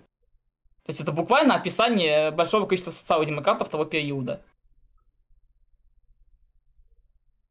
Вот и ситуация. Что, Дим, у тебя есть что-нибудь по этому поводу сказать? Да, в общем-то, уже сказали фактически. Да. На самом деле. И вот что дальше у нас говорит Ленин об организации не только. В общем, а между тем, в настоящее время не только политические агитаторы, но и организаторы социал-демократы должны идти во все классы населения. То есть, опять же, он это прям подчеркивает, выделяя, И вряд ли хоть один практик усомнится в том, что социал-демократы могли бы распределить тысячи дробных функций своей организационной работы между отдельными представителями самых различных классов. Недостаток специализации – один из самых крупных недостатков нашей техники, на который так горько и так справедливо жалуются, в общем, товарищи. Чем мельче будут отдельные операции общего дела, чем больше можно найти лиц, способных к выполнению таких операций. И совершенно не способных в большинстве случаев к тому, чтобы стать профессиональными революционерами. И тем труднее для охранки их выловить всех этих детальных работников. Тем труднее для нее смастерить смастерить дело для поимки человека и так далее, да. А что касается числа готовых оказывать нам содействие лиц, то мы уже в предыдущей главе указывали на гигантскую перемену, происходящую в этом отношении за каких-нибудь 5 лет. Но с другой стороны, и для того, чтобы собрать воедино все эти мелкие дроби, и для того, чтобы не раздробить вместе с функциями движения самого движения, И для того, чтобы внушить исполнителю мелких функций ту веру, необходимость и значение его работы, без которой он никогда и не будет работать, для всего этого необходима именно крепкая организация испытных революционеров. При такой организации вера в силу партии укрепляется тем более и распространяется тем шире, тем конспиративнее будет эта организация. А ведь на войне, известное дело, важнее всего внушить веру в свои силы не только своей армии, но и неприятелю, и всем нейтральным элементам. Должный нейтралитет может иногда решить дело. При такой организации, стоящей на твердом теоретическом базисе и располагающей социал-демократическим органом, нечего будет бояться того, что движение собьют с пути многочисленные, привлеченные к нему сторонние элементы. Напротив, именно теперь при господствующем кустарничестве мы наблюдаем, как многие социал-демократы тянут по линии кредо, воображая только себя социал-демократами. Одним словом, специализация необходимо предполагает централизацию и, в свою очередь, безусловно, требует ее. Ну и дальше. Поэтому главное внимание должно быть обращено на то, чтобы поднимать рабочих до уровня революционеров. Отнюдь не на то, чтобы опускаться самим непременно до рабочей массы, как хотят экономисты, непременно до рабочих середняков, как хотят другие, организации социал-демократов. Я далек от мысли отрицать необходимость популярной литературы для рабочих и особо популярной. Но меня возмущает это постоянное припутывание педагогии к вопросам политики, к вопросам организации. Думаете, то есть социал-демократы, которые буквально смотрят на рабочих, как на каких-то, школьников, которые прогуливают уроки, вместо того, чтобы заниматься нормальной организацией. Что-то мне это напоминает, кстати, да. Что? Не знаю, марксистский марксизм, обучить каждого рабочего марксистского марксиста, да. База. Вот буквально оно. Это на самом деле ёбань полная, потому что зачем вам такое количество, марксистов? Нахуя? А главное, нахуя? Что они делать-то будут у вас в организации? То есть, обратите внимание, да, специфику этой партии. У вас, с одной стороны, как раз коммунисты на зарплате, с другой стороны, их не так много, чтобы, буквально там какие-то нужны были там просто баснословные деньги, в месяц на то, что выплатить всем этим, дармоедам, жалование. То есть у вас действительно есть там люди, которые толковые, они занимаются, они на зарплате. Вот эти ребята, которые в примыкающих партиях, они не на зарплате. Но их никто не пытается всех конвертировать в марксистских марксистов. Здесь у нас получается какая-то наоборот с ног на голову поставленная концепция у наших марксистских марксистов, эти кружки-хуишки. Давайте всех выучим, у нас будет, у нас будут... это буквально народническая идея вообще, что мы просто можем обучить народ, и заебись, у нас все эволюционизируется и заколосится. Охеренно, конечно, только, это очень смешно. Это очень... Да, это очень смешно, действительно, да, это и очень не работает, что самое печальное. Если я когда-то шутил, конечно, про неонародничество, но тут оно какое-то прям слишком слишком народничество. Тунео, соународничество. Буквально, да. Тунео, соународничество получается. Да. Я думаю, здесь мы главу конкретно с Ленинской партией закончим. То есть, пойдет Роза Люксембург, но мы можем, наверное, просто сделать такой вывод о партии, собственно, ленинского толка, что она из себя представляет. Это централизованная организация, в первую очередь, с выборным ЦК, проводящим общую линию партии на протяжении, получается, от съезда до съезда. При этом выборное оно снизу вверх получается, но проводящее свои решения сверху вниз. И каждый партиец обязан их соблюдать, подчиняясь общей дисциплине. Именно так-то и работает. Поэтому у нас товарищи партийцы, они у нас обеспечиваются, потому что, внезапно заниматься такого рода работой 11 часов на заводе нельзя. Это буквально Ленин пишет, это буквально его цитата. Правильно, да. Вот и думайте. Для этого не нужно создавать каких-то очень тяжелых построений. Это система, которая работает, даже если вы не коммунист. То есть, правые буквально адаптируют идею создания авангардной как бы партии по Ленину и спокойно работают десятилетия таким образом. Потому что она рабочая, потому что она позволяет и лишние элементы искоренять, и работать с колеблющимися организациями, как бы, да, и при этом не разваливаться. Как бы, вот. Ну да, да. Вот. Ну, а дальше мы пойдем к одному из таких важных критиков ленинской теории, я даже сказал бы не партии, а ленинской теории вообще, как Роза Люксембург. И на самом деле, вот если брать пока просто вот в общем говорить, да, то тут уже довольно забавно возникает. То есть данная женщина у нас отрицала необходимость насильственной борьбы в ходе революции, уже хорошо, да? Обвиняла Ленина в гиперцентрализме и бланкизме, а я просто держу в курсе наличие ЦК гиперцентрализм, а наличие плана по проведению революции это бланкизм. Да. Отрицание необходимости национально-освободительной борьбы и, по сути, национального вопроса как такового. Что-то это вам уже напоминает, да? Ну и плюс вера в достаточную сознательность рабочих, потому что главный, по сути, раскол, если брать именно партийную вот, мысль партийной работы, что для Розы Люксембург у нас не партия над советами, а советы в партии. То есть у нас, как писал Ленин в споре с экономистами, партия распыляется. По сути своей, перестает быть партией как таковой. Вот, и это, наверное, очень важный такой момент на самом деле. Ну, а вот по поводу насилия, я сейчас, наверное, даже могу прямо ее зацитировать, потому что это прям такое ехехе, блин, что ехехе. Вот, в буржуазных революциях необходимым оружием в руках восходящих классов были кровопролитие, террор, политическое убийство. Пролетарская революция не нуждается для своих целей в терроре. Она ненавидит и с отвращением отвергает убийство людей.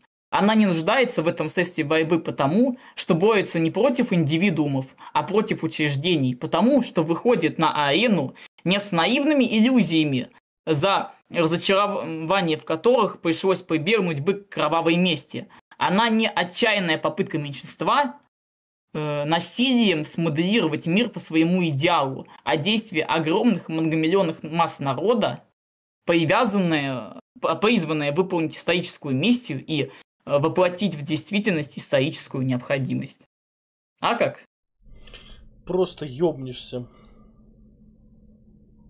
Сильно, да? Вообще. Это прям такое великое, что прямо просто... Прям хрю. Прямо хрю, да. Прямо такой хру даже, я бы сказал. Ну, вот мне еще больше нравится, что они-то, типа, не идеалисты, понимаешь? Типа, они-то хрю-хрю, блядь, поэтому, ну, как бы, революционерам не придется никогда, блядь, ни с кем воевать. Хрю-хрю, блядь. Классно, да, просто? Вообще отлично, абсолютно. Ну, как помнишь, мы вчера с тобой, да, рофлили, что Роза Люксембург видит наступление коммунизма, как вот буквально, типа, заставка из концовки Deus Ex второго за это. Ну, да, для нее, по сути, конец истории. Ну, типа... То есть, буквально. Розе Люксембург... Вот буквально мы сбрасываем правительство, вот, буржуазное, короче. И люди, вот просто вот все падает, люди вот входят на площади, обнимаются друг с другом, целуются, значит, разлученные сердца снова соединяются, злой тоталитаризм пал, и люди собираются и уходят жить своими собственными коммунами, все колосится, никто никого не обижает, все просто наступает, просто благодать. Да, буквально. Ну, буквально, да, социализм по Розе Люксембург. Социализм по Розе Люксембург, блядь, просто. Ни разу не утопическая хуета, блядь, которая настолько оторвана от идей Маркса и Энгельса, что пизда, блядь. Баз, так и надо. Вот что просто ваша революция пиздой накрылась, блядь. Я бы сказал, знаешь, вот у нас хуёвая революция, понимаешь? У нас вот кровь, кишки, распидорасил, вот это вот все. А у них пиздатая, у нее пиздатая революция, понимаешь? Вот хуяк, и все получилось, и все заколосилось. При этом тут стоит, кстати... Вот просто революция. Ой, да. Кстати, звук там должен быть, если что, да? У них звук есть. Окей. А строги в песне монеточки поменялись на это было в России, значит было недавно. Не могу поверить. Класс. Ну вот буквально, да, вот так вот выглядит революция по Розе Люксембург, как бы, да. Блядь. Ну, да, где-то так выглядит, короче, социализм по Розе Люксембург, блядь. Блядь. Ну, вообще, блядь, исходя из того, что как бы пишет и как действовала Роза Люксембург, у меня сложилось впечатление, что это просто Троцкий в юбке, блядь, ну, типа, буквально. То есть, как оказалось, она, ну, во-первых, по сути, сторонница перманентной революции, как бы, да, уже хорошо, да? Ага. Помимо всего этого, как бы, она буквально противница нормальной партийной дисциплины, ну, как бы, тоже ни разу не Троцкий, да, кстати. Помимо этого, она... Ну, кстати, у Троцкого там было интереснее, на самом деле. Сука, блядь, мы нашли человека, который более кукишный, чем Троцкий, блядь. Хотя бы потому, что, как бы, Троцкий, когда ему надо, он не отрицал, как бы, как раз-таки национальных, как бы, войн и борьбы за свое освобождение национальное, в отличие от нее. Что смешно. Поэтому у нее тоже взгляды развивались в этом направлении. И если сначала она вообще отрицала вообще любое как бы национальное восстание, считая его реакционным, то потом она пришла к выводу, что оно реакционно только в Европе. А Ленин ей буквально доказывает, что, блядь, социал-демократы это первые люди, которые должны поддержать восстание в Ирландии, как бы, блядь. Более смешно, блядь, что восстание в Ирландии в виде пасхального восстания буквально организовано, блядь, блядь, ирландским социалистом, по сути, подходящим уже к идеям ленинского толка, блядь, Джеймсом Коннелли, который погиб во время этого восстания, это очень смешно становится. Типа, реакционные восстания, возглавляемые социалистом, почти местным Лениным, блядь, как бы, ну, очень реакционные, наверное, даже. Баз. Злой националист пишет о том, что ваш национализм будет полной хуйней, пока вы со своей буржуазией не разберетесь и не прекратите контактировать с британскими буржуями, блять, плюс, помимо всего прочего. Злой же реакционер, да, пиздец просто. Да. Как бы. Ну, кстати, а потом, блядь, про него спустя 100 лет, блядь, замечательная группа Chain Berries, которую кто-нибудь помнит, блядь, напишет, что, блядь, страшное пасхальное восстание, зомби, вот это вот все. Блядь, это про вот это, если что, песня, кстати, да, насколько я правильно помню. Это смешно. Это еще Ирланд, как к тому же, написал, это еще более смешно. Cranberries, да? Да. Насколько я помню, именно про пасхальное восстание песня. Они что-то, по-моему, даже в аннотации у них это есть. Да кто его знает. Ну, она такая, блядь. Антикоммунистическая. Ну, а что из себя представляло, как бы, пасхальное восстание, да и ранняя Ира, по сути? Как ну, бы, да. Ну, она не да. любит, как бы, да, вот всяких ирашников. Ради этого пойдем даже против независимости собственной страны. Ну, да. Ну, как всегда, в принципе. Ну, понимаешь, ну, чуваки из Би-2 тоже Россию не сильно любят, ну, объективно говоря, да? Ну, типа, да, с чего бы, да. как бы, аналогичным пчелам... Ну, это правда. Вот. Ну, однако, мы можем к другим ее идейным изысканиям перейти, потому что там весело. Потому что когда Люксембург пыталась анализировать, что происходило в советской, ну, по сути, уже в становящейся советской России во время революции, там тоже весело. То есть, ну, женщина буквально не понимала, что такое крестьянский вопрос вообще, и критиковала как раз-таки большевиков за легализацию черного передела. То есть, подумать, что по-другому просто невозможно, этот человек толком не мог. Ну, конечно, там есть некоторая сноска, что она такая, ну вот знаете, им же приходилось действовать во время тиранического царского режима. Конечно же, они делали много ошибок в ходе этой борьбы, ну, типа, потому что вот это аномалия же, по сути, что они такими стали, вот. Вот настоящие демократы, они же другие, они все такие вот хорошие, пуськи, блин, как бы, да. Вот, они тут прям жесткие, страшно. Поэтому она, кстати, хвалит Ленина, в том числе, да и Троцкого, за проведение, ну, именно революционной линии, что они как бы... Но при этом она их ругает за то, что они разогнали учредительное собрание, например. Это смешно. Угу. То есть это вот буквально такая полупозиция, буквально. В принципе, блядь, полупозиция это буквально Троцкий, поэтому как бы, ну, это прям ситуация, я бы сказал. Особенно смешно станет, когда с идеями Розы Люксембург и этим направлением начнут бороться уже в 30-е годы большевики, именно на идейном уровне, потому что эта херня настолько глубоко расползется, что, например, у нас в партии это такой вот товарищ Зиновьев будет говорить, что идея Розы Люксембург это всего лишь европеизированный большевизм. Европеизированный большевизм. Фокстрот, ладно, с вами хорошо, но мне шейдер писать надо. Чмок в пупок, победа будет за нами. Так, я не понял, почему шейдер надо писать, а я все еще не во фронтире, блять. Блять, кошмар, блядь. Блин. Блять. Так, я понял. Диму я уже понял, я тут уже вижу, да. Что там, блядь? Ну, блин, твое великое, как бы, да, и хихе, блин. Блядь, великое. Вот. А я, наверное, вернусь к Люксембург и тому, что она там писала. Спрашивают, что такое, как связан Денис Люксембург и Роза Люксембург? Денис Люксембург — это отец Дмитрия Гейзенберга. Вот, да. Он же Хайзенберг, блядь. Блядь.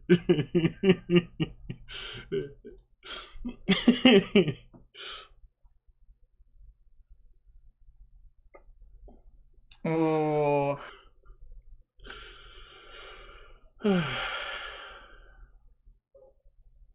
Ох, хе-хе, блин, да. Хе-хе, блин, да. Это прямо ситуация, я бы сказал. Так, ну давай, пока тебе нужно отойти или чего ты хочешь? Не, почему? Хорошо, продолжай тогда. Я пока тут, да. В общем, мы переходим к... остаемся на слайде, как бы, да, но я продолжаю ведать замечательные мысли Розы Люксембург по поводу того, что у нас происходило в Советской России и как надо было делать на самом деле. Вот.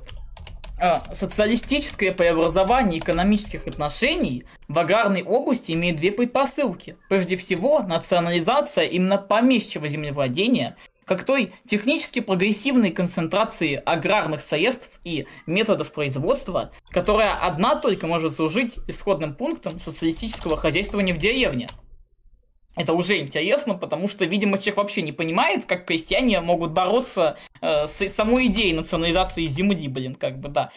Естественно, не следует забирать у мелкого крестьянина его парцеллу. Можно спокойно предоставить ему возможность сначала добровольно убедиться в преимуществах общественного производства, затем вступить на путь кооперативного объединения и, наконец, вовлечь его в единое общественное производство. Всякая социалистическая хозяйственная реформа в деревне должна, разумеется, начинаться с крупного и среднего землевладения. Она должна передать право собственности, прежде всего, народу, что при социалистическом правительстве равнозначно государству, ибо только это обеспечит возможность организовать сельскохозяйственное производство на общих взаимосвязанных социалистических принципах.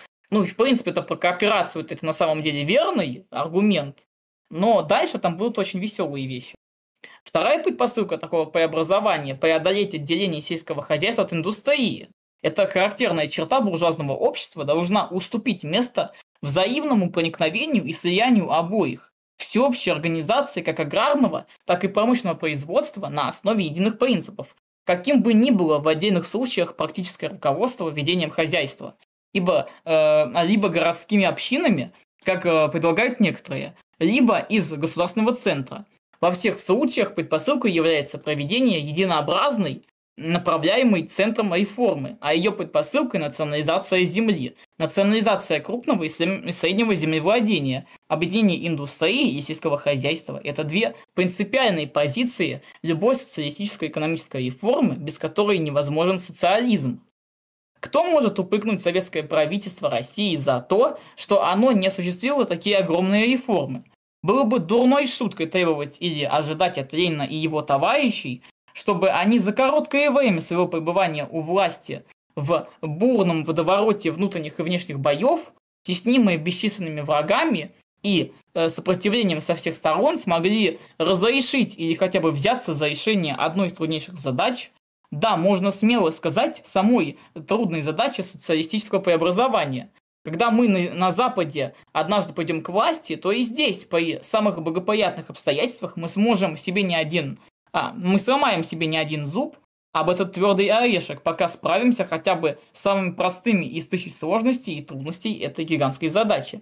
Однако социалистическое правительство, придя к власти, должно во всяком случае сделать одно – принять меры, направленные на создание основных предпосылок для проведения позднее социалистической реформы аграрных отношений.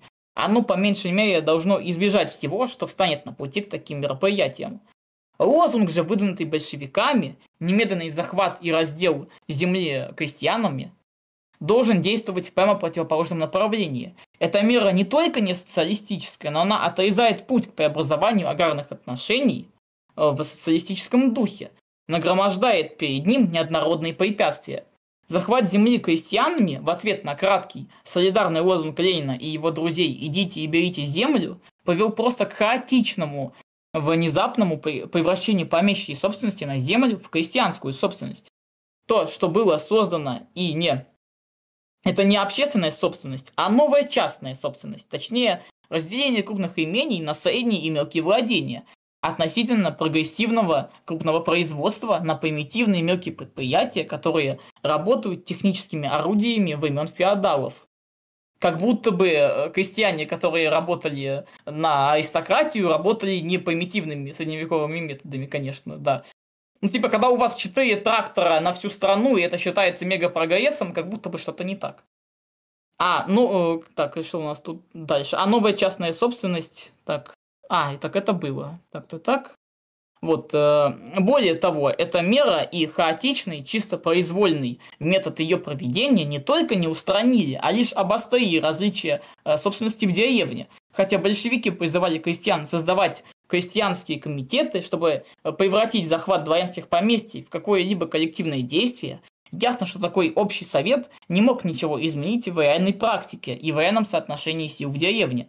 С комитетами или без них богатые крестьяне и кулаки, социальная и экономическая, составляющая сельскую буржуазию, в рамках которой в каждой русской деревне была сосредоточена реальная местная власть, извлекли, разумеется, из аграрной революции небольшую выгоду. Почему не наибольшую, правда? Ладно. Каждый может сам сосчитать на пальцах, что в результате раздела земли социальное и экономическое неравенство среди крестьянства не было ликвидировано, а еще более усилилось, что классовые противоречия в деревне обострились, но этот сдвиг в соотношении сил произошел решительно в ущерб пролетарским и социалистическим интересам. А тут товарищ Люксембург буквально не понимает, что тогда буквально по-другому действовать было просто невозможно, потому что крестьянам буквально социализм не особо что был нужен как таковой. Они все мечтали именно о своем клочке земли. Да, потому что крестьяне — это мелкая буржуазия. Мелкая буржуазия на самом деле стремится стать крупной буржуазией, поэтому им этот социализм, он реально в хуй не упился. То есть там буквально же поддерживали большевиков особенно активно, это в основном крестьяне бедные, да. И все равно это опять же они поддерживают в том числе потому, что они получат землю, что они станут богаче. Да. Да, и не сказать, что это плохо, просто нужно, чтобы люди поняли, что они могут стать богаче по-другому, а не только через получение собственности напрямую.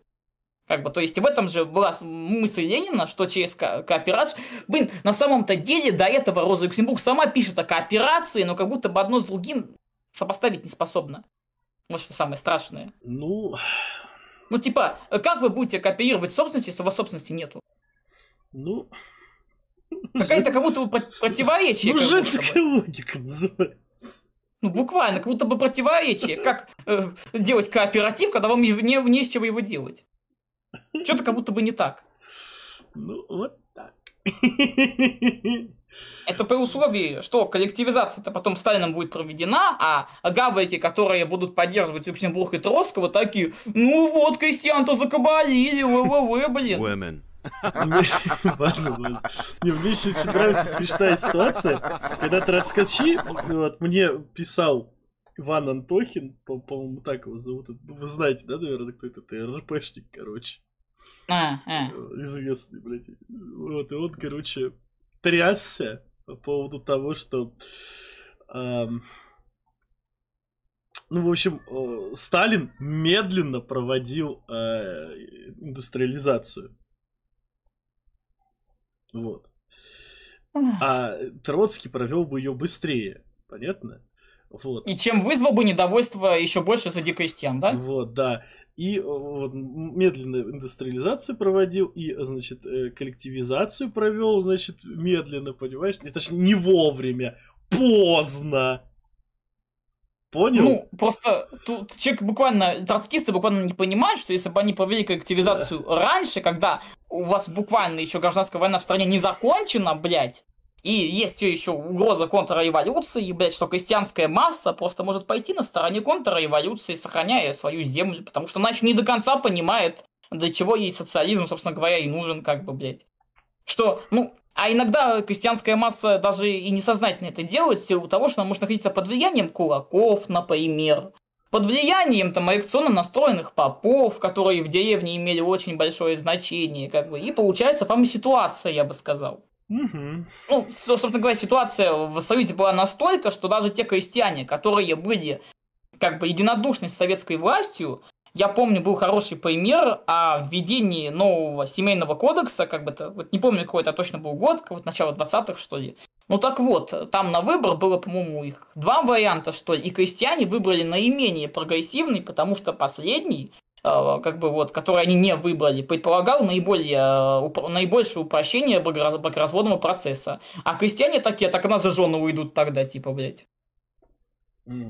Ну, как бы, надо понимать, что у людей, во-первых, есть свои интересы, как бы, и что они, как бы, даже если они с вами согласны, то это не означает совершенного единодушия, как бы, со всеми вашими принятыми решениями.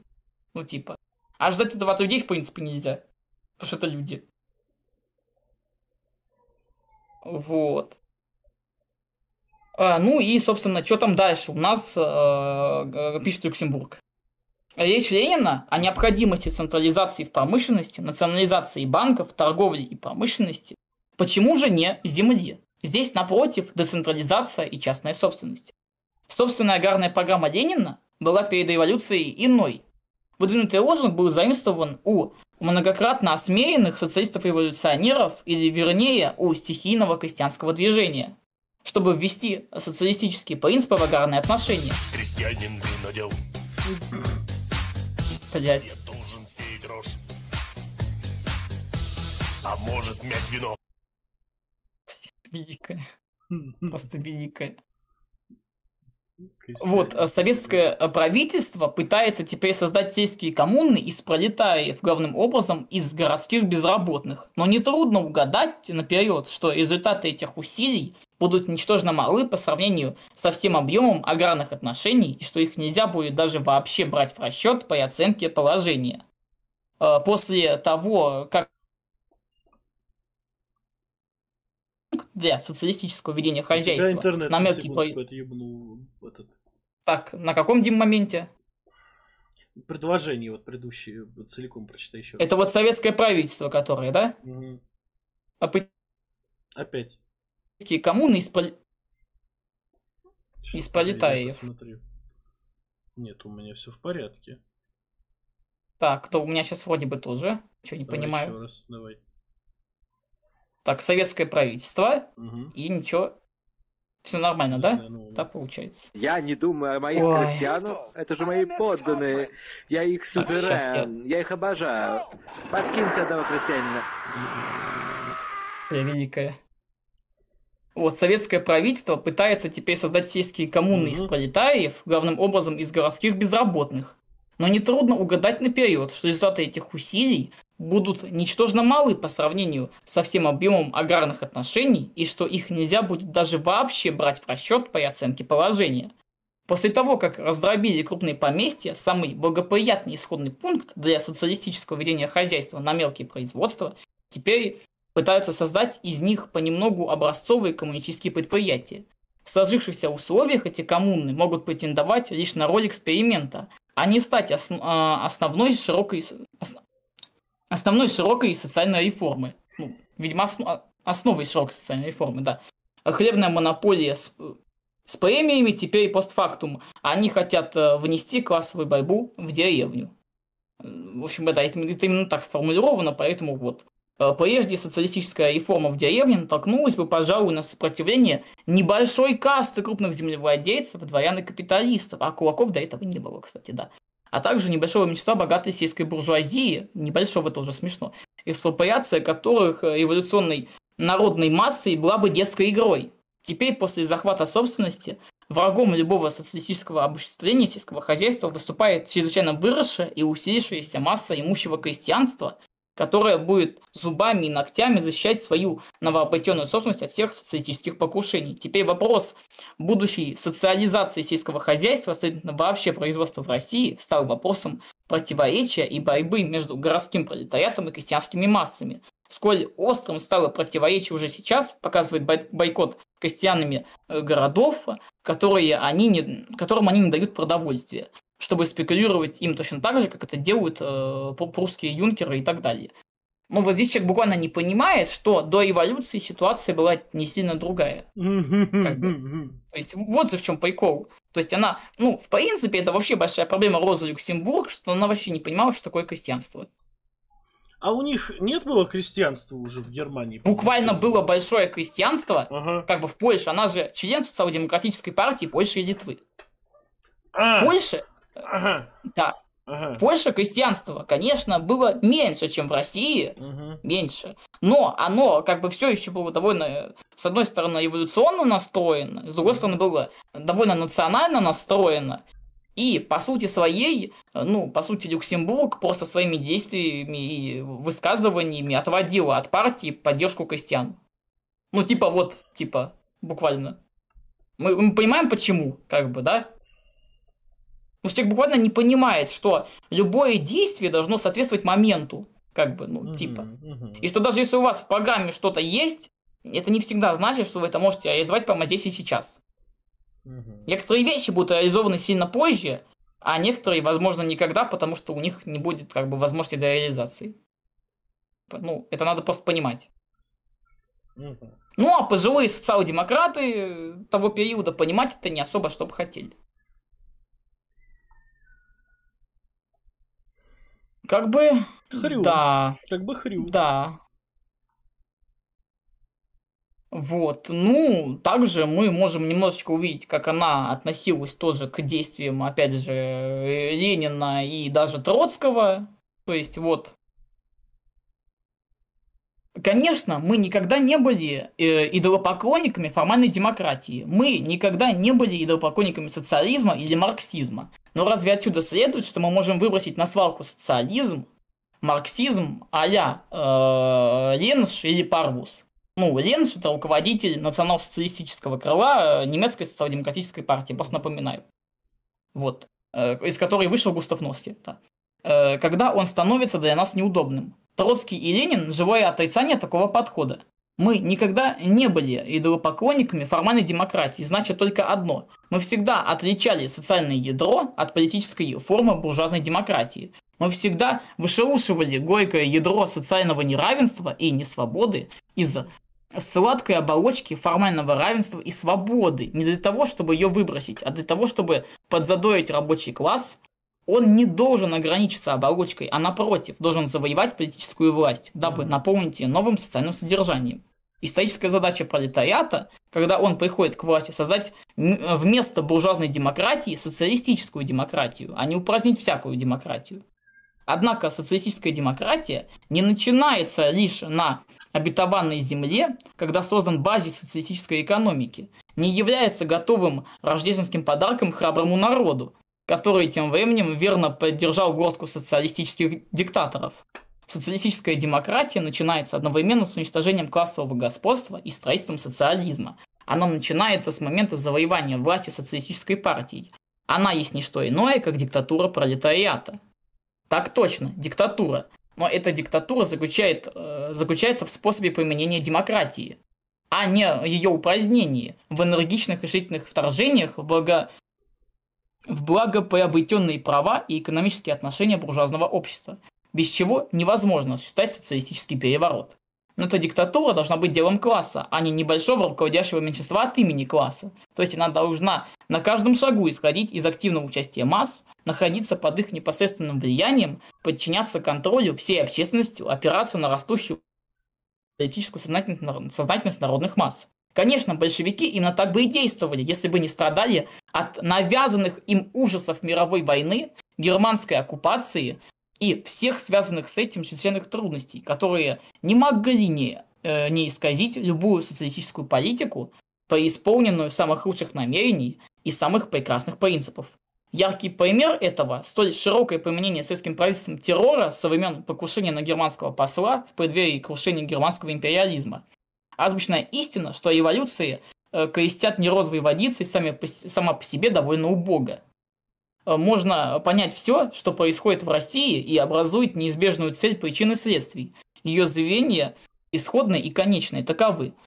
Несостоятельность германского пролетариата и оккупация России германским империализмом. Нельзя требовать от Ленина и его товарищей сверхчеловеческого, ожидать еще и того, что они при таких обстоятельствах оказались бы способны сотворить чудо, создав самую прекрасную демократию, самую образцовую диктатуру пролетариата и процветающую социалистическую экономику.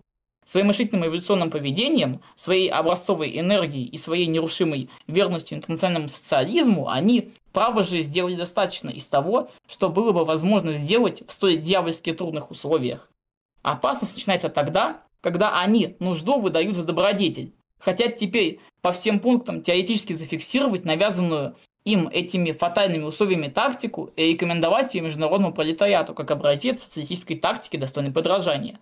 Тем самым они не только совершенно неоднозначно, неоправданно зарывают свои действительные, неоспоримые исторические заслуги в груди вынужденных ошибочных шагов, но и оказывают плохую услугу международному социализму, во имя которого сражались и страдали, стремясь внести в его арсенал в качестве новых открытий все перемены, обусловленные в России чрезвычайными обстоятельствами, в конечном же счете явившиеся следствием банкротства интернационального социализма в мировой войне. Как бы сильно.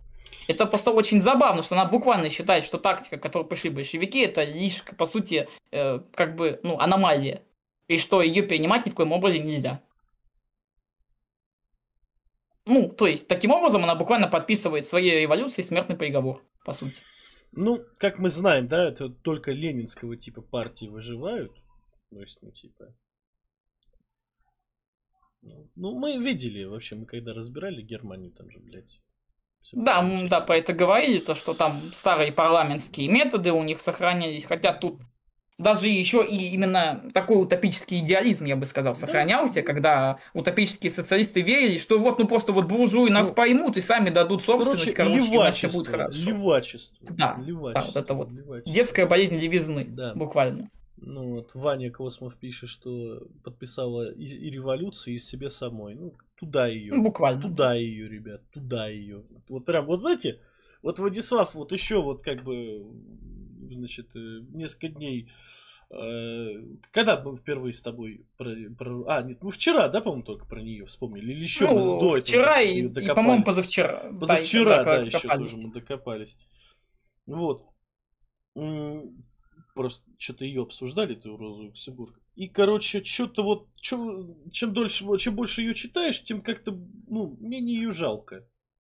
Да. Как и Карла Радека, честно говоря, Радек, который начинал сначала с Люксембург, потом с Троцким, а потом закончил, расстрельным судом, и туда его, да. Что-то их как-то вообще не жалко. Как-то, блядь, нахуй, наверное, блядь. То есть тут стоит понять, что на самом деле даже в сталинские годы, когда, например, ту же самую Розу Люксембург критиковали довольно сильно, при этом ее заслуги тоже никто не забывал на самом деле. То есть то, что она когда помогала российским большевикам бороться с меньшевиками, например, да, в том числе и на международном поприще, их позицию отстаивая, то есть до войны, до, по сути, революционного момента самого, да, она же была согласна с большевиками. По сути, ее расхождения начались, то есть, они начинались и раньше, на теоретическом уровне, но они были не настолько сильными, чтобы, прям порвать с ними. Пишут, спрашивают, зачитывали мы сейчас кринж Рудова? Нет, мы читаем Розу Люксембург. Мы читаем Розу Люксембург, да. Да. Да. Просто да. Зачем нам кринж Рудова? У нас есть исторический кринж. Типа, просто вот этих... Ну, почему, ребят, я не люблю вот этих вот ёбиков, да, типа вот из наших троллей, вот этих вот всех дурачков. Потому что они, вот эти древние коммуняки, они такие же кринжовые, а эти ебланы просто повторяют тут самую всратую ёбань из вот, ну, типа, самых неуспешных коммунистов. То есть, буквально, да. Буквально, вот вдумайтесь, чуваки-неудачники пытаются, значит, всунуть коммунистам идеологию коммунистов чуваков-неудачников. Да, ну, литерально. Нахуя? А главное, зачем? Причем это пытаются делать с тех пор, как эти самые коммунисты-неудачники проиграли, то есть с начала 20-х годов. Зачем? Зачем нам тактики битых, обоссанных и застреленных в канаве?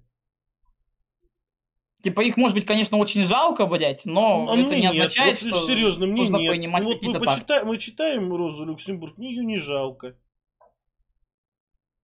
Ну, типа, девочка-писечка, ее застрелили. Ну, охуеть просто. Ну, это единственное, что можно было, с чего можно было бы заплакать. А так, хуже Троцкого. Ну, реально, ну, хуже Троцкого. Ну да, на идейном уровне этот человек, если бы прожил дольше, возможно, сделал бы еще не меньше плохих вещей, чем Троцкий, да. Ну, конечно, может быть, она бы что-нибудь поняла бы, но это настолько малая вероятность, что как бы... Сомнительно, ну сомнительно, блядь. Вот, Орда пишет, зачем они это вводят? Чтобы вредить, да. Да. Да, буквально, чтобы вредить. Специально они это делают, не специально они это делают, хуй знает.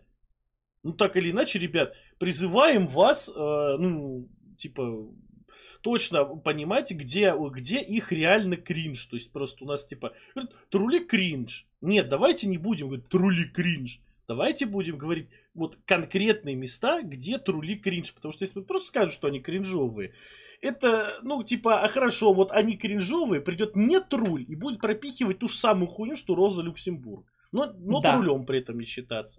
А мы тогда просто, ну, трули кринжовые, а этот дурачок, который то же самое прокидывает, но не труль, он такой, типа, не кринжовый, давайте его послушаем. Базанавт, блин. Базанавт, да, давайте его послушаем, короче. Вот. Ну, а здесь, давайте не будем, типа, просто говорить, что трули кринжовые, давайте смотреть тезисы. Говорить, трули кринжовые, потому что тезисы, понятно, да, типа. Соответственно, любой, кто вкидывает эти тезисы, он тоже кринж. Неважно, труль он там, блядь, не труль, кто угодно. То есть, ну, понятно, да, типа, на самом деле, вот в том числе задача, да, типа, таких лекций, ну, как бы, ну, научить, ну, буквально научить вас определять, почему говно. То есть, не говорить говно. Понятно, что говно. Почему говно? Вот когда станет понятно, почему говно, вы сможете усвоить, что говно. Понятно, как бы, ну, вот, типа... Продолжай, Владиславчик. Да, вот. И здесь мы немножечко к ее гениальным еще раз выводам пойдем. То есть, причем я это взял напрямую из положительной статьи о Розе Люксембург, где говорится об ее невероятном гении, как бы, да, и приводятся цитаты. Ну, разумеется, статья, где буквально, как бы, человека с ног до головы облизывают, как бы, ну, не будут говорить что-то плохое, чтобы ее очернить, правильно же, да, что это что-то не то. Ну так вот, что же приводится там из-за введения в политическую экономию, да? Если политическая экономия представляет собой науку о специфических законах капиталистического способа производства, то ее существование и функции связаны с последним, и она теряет свою базу, коль скоро прекращается этот способ производства. Иными словами, политическая экономия как наука отомрет с того момента, как анархическое хозяйство капитализма уступит место планомерному, сознательному, организованному и руководимому всем трудящимся обществом хозяйственному строю. Победа современного рабочего класса и осуществление социализма означают таким образом конец политической экономии. Тут обнаруживается особая связь между политической экономией и классовой борьбой современного пролетариата. Парам-парам-пам-пам. Политэкономия социалистическому государству не нужна. А? Хорошо? Великая, да? Погоди, политэкономия... То есть, типа, они не должны знать политэкономию? Ну, получается, что отпадет развитие экономики, как будто бы. Я так и не понял, что она до конца хотела сказать. Наверное, она имеет в виду конец истории будет. Ну да, поэтому уже говорю, что буквально. Да, наверное, она имеет в виду не то, что им знать не надо, а то, что развитие исчезнет. Экономики, да, не будет. Ну да, слушай, так большевики что ж сначала думали, блядь, а зачем нам деньги, они же, типа, все исчезнут. Да, но в ходе этой практики они-то свои ошибки все, блядь, поняли. А у этой дур не было практики. Чё, она, блядь, пришла, их там в рот выебали, короче, и она дохла в канаве валялась. Правда, да. Типа, да. Откуда у нее, блядь, практика, нахуй? Кстати, что хорошего в том, что Советский Союз уже был? Мы точно знаем, что, типа, многие вещи, они как бы сохранятся, и мы не будем такие тупорылые вещи там придумывать, типа, блядь, ща, короче, красный флаг над Кремлем, блядь, взвеется, нахуй. Блять, даже если хохлам Кубань отдадим, то обратно вернется сразу же, блять, у хохлов там тоже сразу революция случится. Вот, то есть без вот этого вот, или там, сейчас, блять, коммунизм построим, блять, выходим на Красную площадь, смотрим, выходим на Красную площадь, и кто-то такой, смотрите на небо! Все такие поворачиваются и видят лик Сталина на красном диске, на все небо рифленый, прям как на плакатах. Только пропорционально увеличенный диск. Вождя! Генсек, прости, да! Буквально вождя. Явление, блядь, Сталину нахуй. Явление генсек. Не, ну государь надо. Генсек. Это плачут, блядь. Рвут на себе, блядь, тюбетейки папайки. Тюбетейки, да.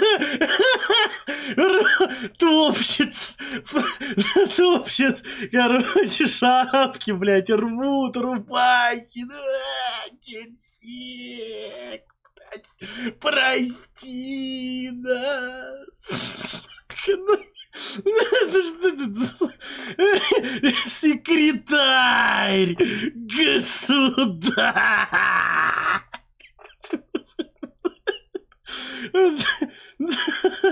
Ну серьезно, ну что это, блин? А на фоне за Сталина золотые звезды крутятся, как черное солнце на гифке. Не, ну слушай, а есть же буквально такая переделка еще старого фашистского плаката в духе «Черное солнце там зайдет, где его никто не ждет». И, короче, там черное солнце и Сталин на его фоне просто, блядь. И ему там салютуют эти чернорубашечники, типа, блядь. Какой кошмар, ну и кринж.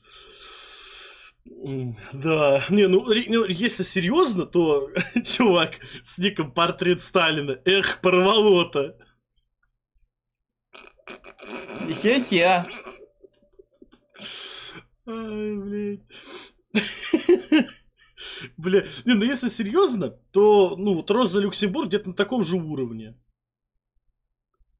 Ну, без рофла, ну, типа, экономики больше не будет. Ну, реально, вот люди выйдут на площадь, начнут тут целоваться, да, как бы разъединенные сердца снова соединятся, понимаешь, типа, вот, как бы, несмотря на невзгоды и вот это вот все, и все заколосится, и наступит коммунизм, блядь. Ну, вот, мы же даже помним пример такой вот революции в Италии в виде ее, как бы, красного двухлетия, когда там буквально, типа, народ уверовал в силу революции, захватывали заводы, развешивали на них красные знамена, но о политическом действии никто не думал, причем даже буржуи уверовали, что вот сейчас их скинут, как бы. Но революция все не происходила и не происходила, ну и закончилась тем, что фашисты к власти пришли, стопудово. И хор ангельский поет: могучая, кипучая, никем не победимая. Ну вот, литерали, просто да. Просто литерали. Просто уэ. Да, да. Просто уэ. Разъединенные сердца соединяются и к солнцу, к солнцу. Да, поднимаются длани. С днем русского коммуниста.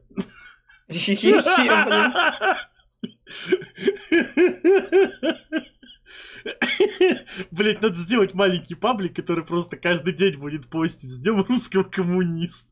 Я кек, это кек, действительно. Действительно кек. Кека-кек, просто, да. Пишут, на революцию не хватало веры.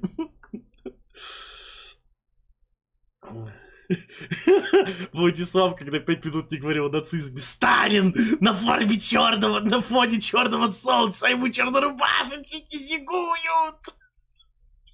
Слушайте, я не виноват, что она такая картинка была, блин. Ты виноват, что ты вспомнил ее прям сейчас.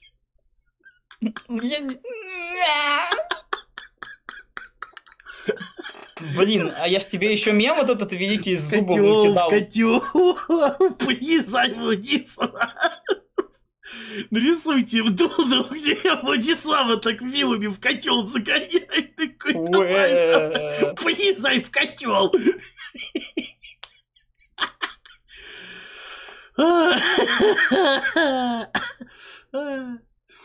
Блять, а вот тебе, Дим, другой мем напомнил, блять. Правда, я его, к сожалению, вывести не могу, потому что я хз за что, потому что там изображен иноагент и член НТС Зубев, который пытается доказать, что Ленин литерали ученик Муссолини, блять, да.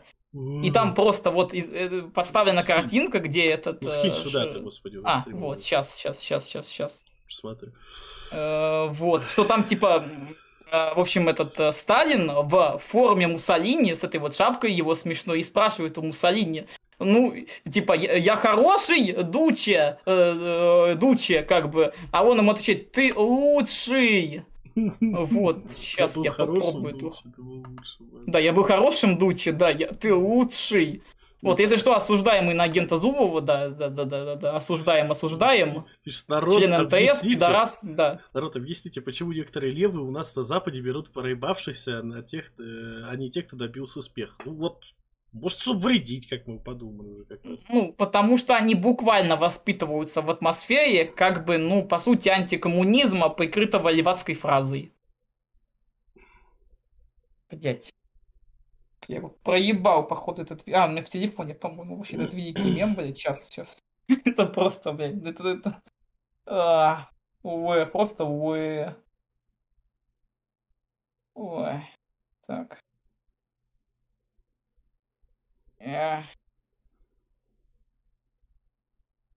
Ой, блядь. Только такой великой, блин, терять нельзя было.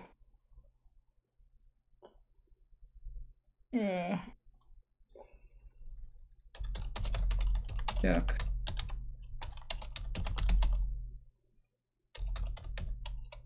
Ладно, блядь, походу не прогрузит. Блядь, сука. Не хочет меня ничего работать, походу, поэтому, видимо, не судьба с этим мемом, потом его найду, наверное. Ладно. Не хочет он работать.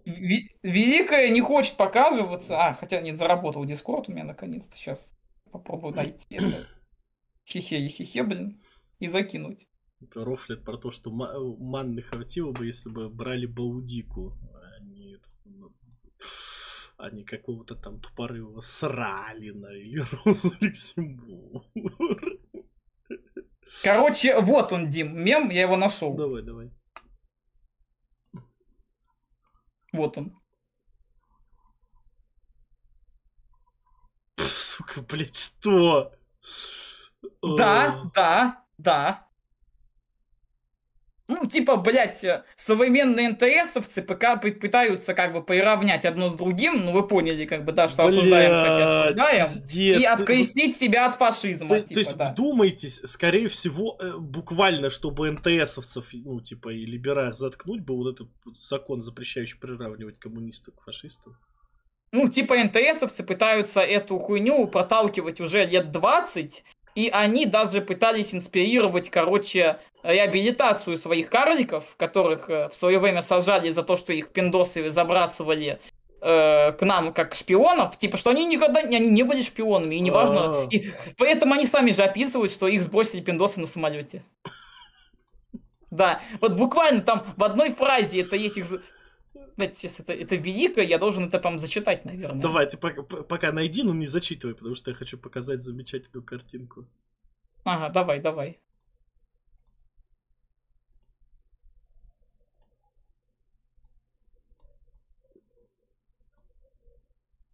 Так.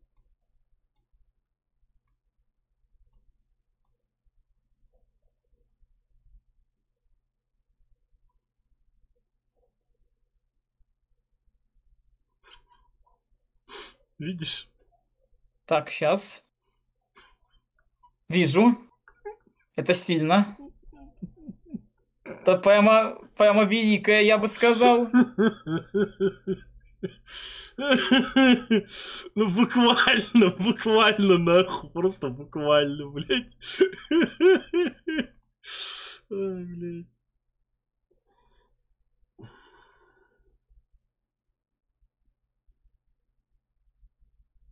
Андрей Савченко. А мне кажется, что она имела в виду, что не надо политэкономику развивать будет, но она выполнила свое значение революционное, то есть марксизм развивается марксизм развивать после революции не надо. Ну, возможно, кстати, и вот это возможно, вполне, да. И это она имела в виду, да. Ну, а почему не надо? Может быть, потому что экономика не развивается, поэтому и не надо как-то. Ну, типа, рабочие захватили предприятия, типа, осуществили там национализацию, социализацию всего, чего можно, и все, и заебись как бы. На этом развитие экономики остановилось.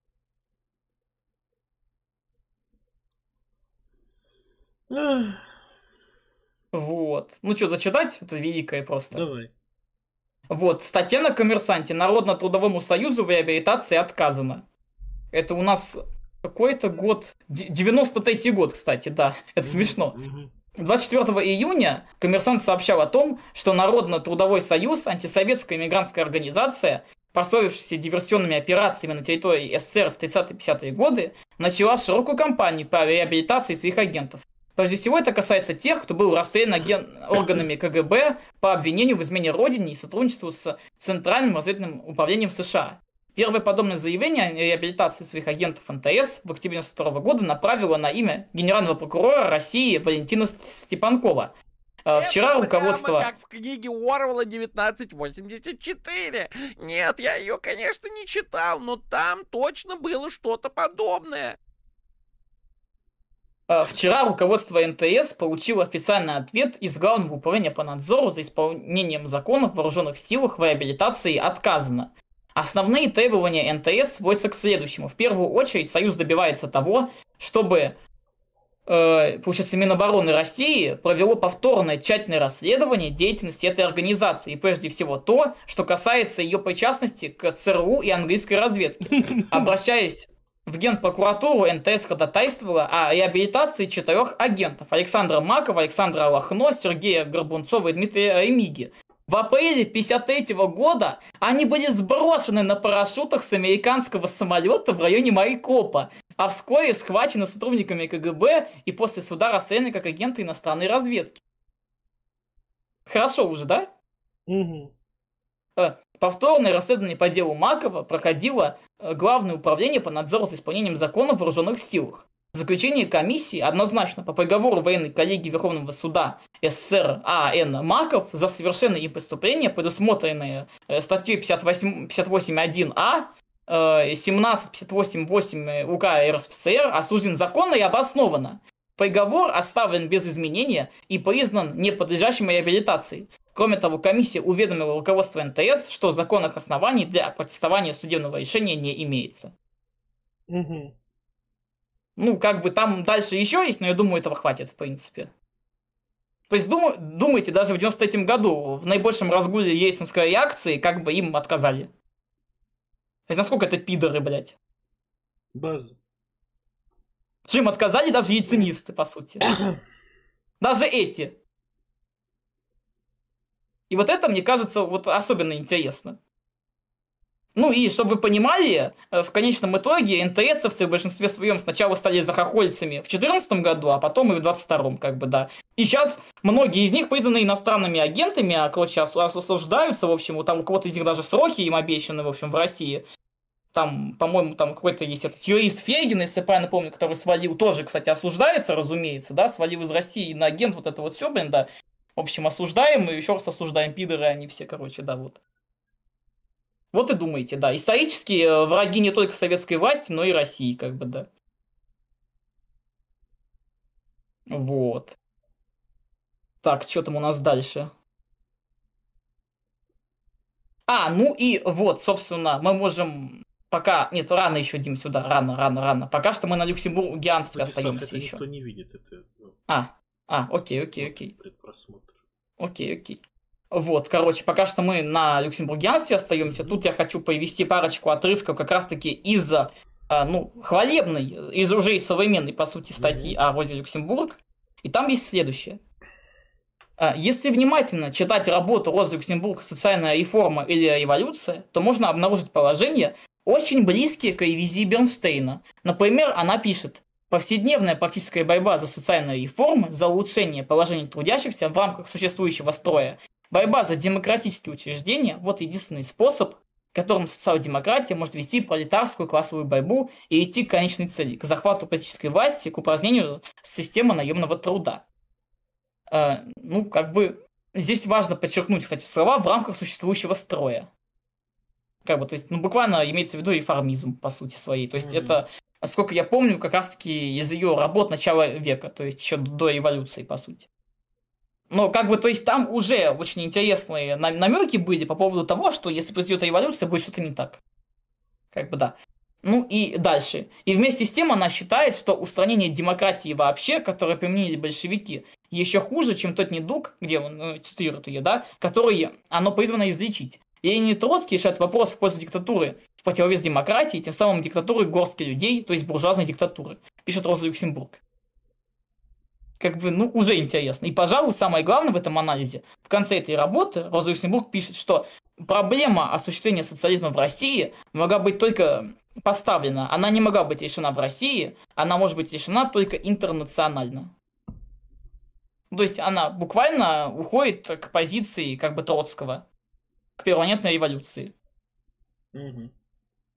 Вот.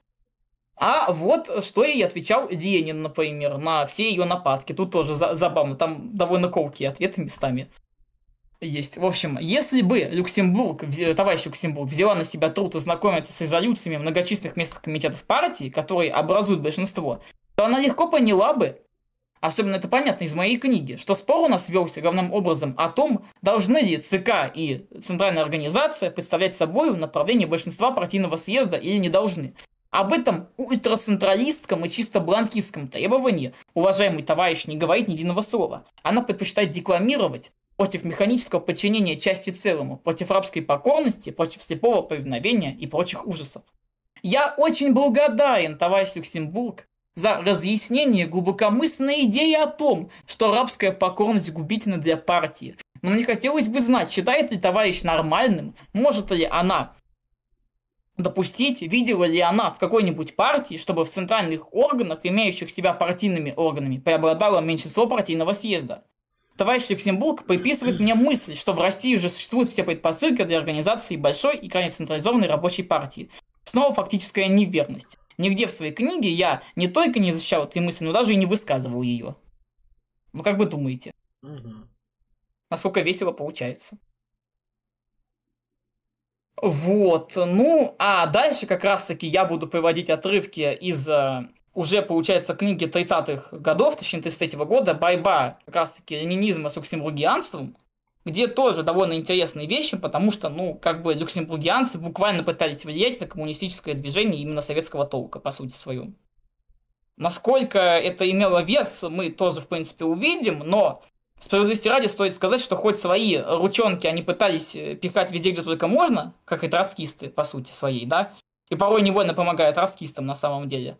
Но, по сути, единственная страна, где это движение как-то сильно укоренилось, это были Нидерланды. Но, как вы видите, в Нидерландах не то, что республики социалистической, до сих пор монархия есть, поэтому думайте, насколько они были успешны, вот. То есть их успех равен нулю. Вот. А теперь я перейду... Люксембург сама придумала тезис, сама его разъебала. Нихуя не меняется, да. База. База же, да. Вот. А теперь здесь я представлю, здесь как раз-таки и Сталин цитируется в том числе, и в целом общее направление сталинской политики против люксембургианства в коммунистическом движении.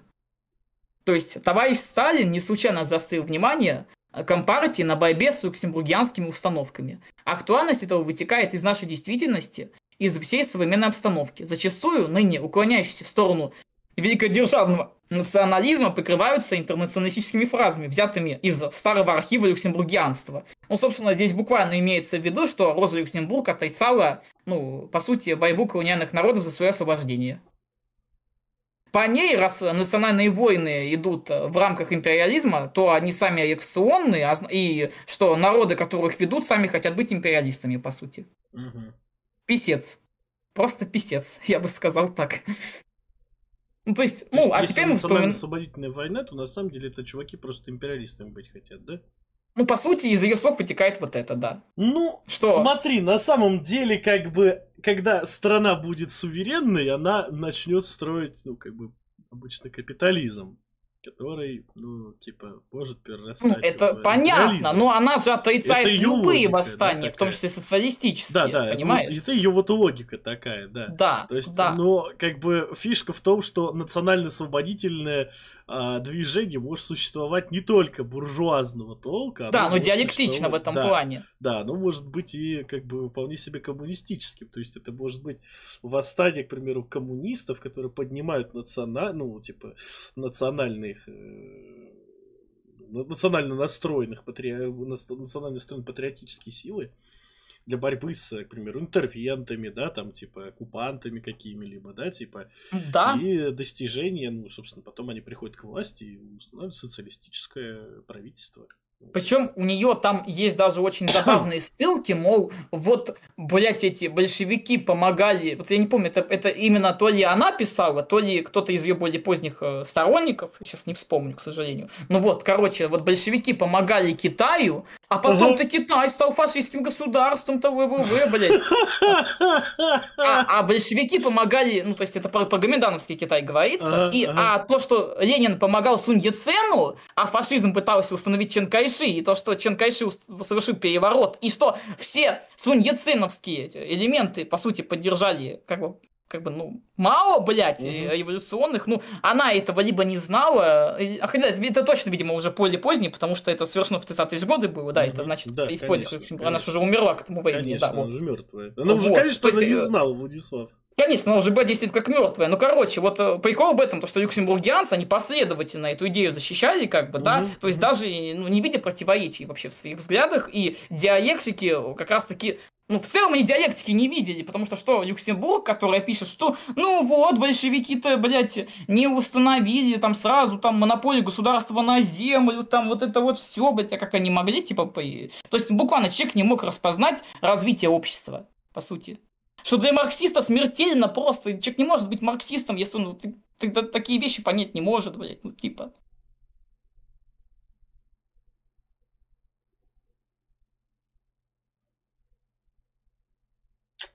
так. Такие марксисты.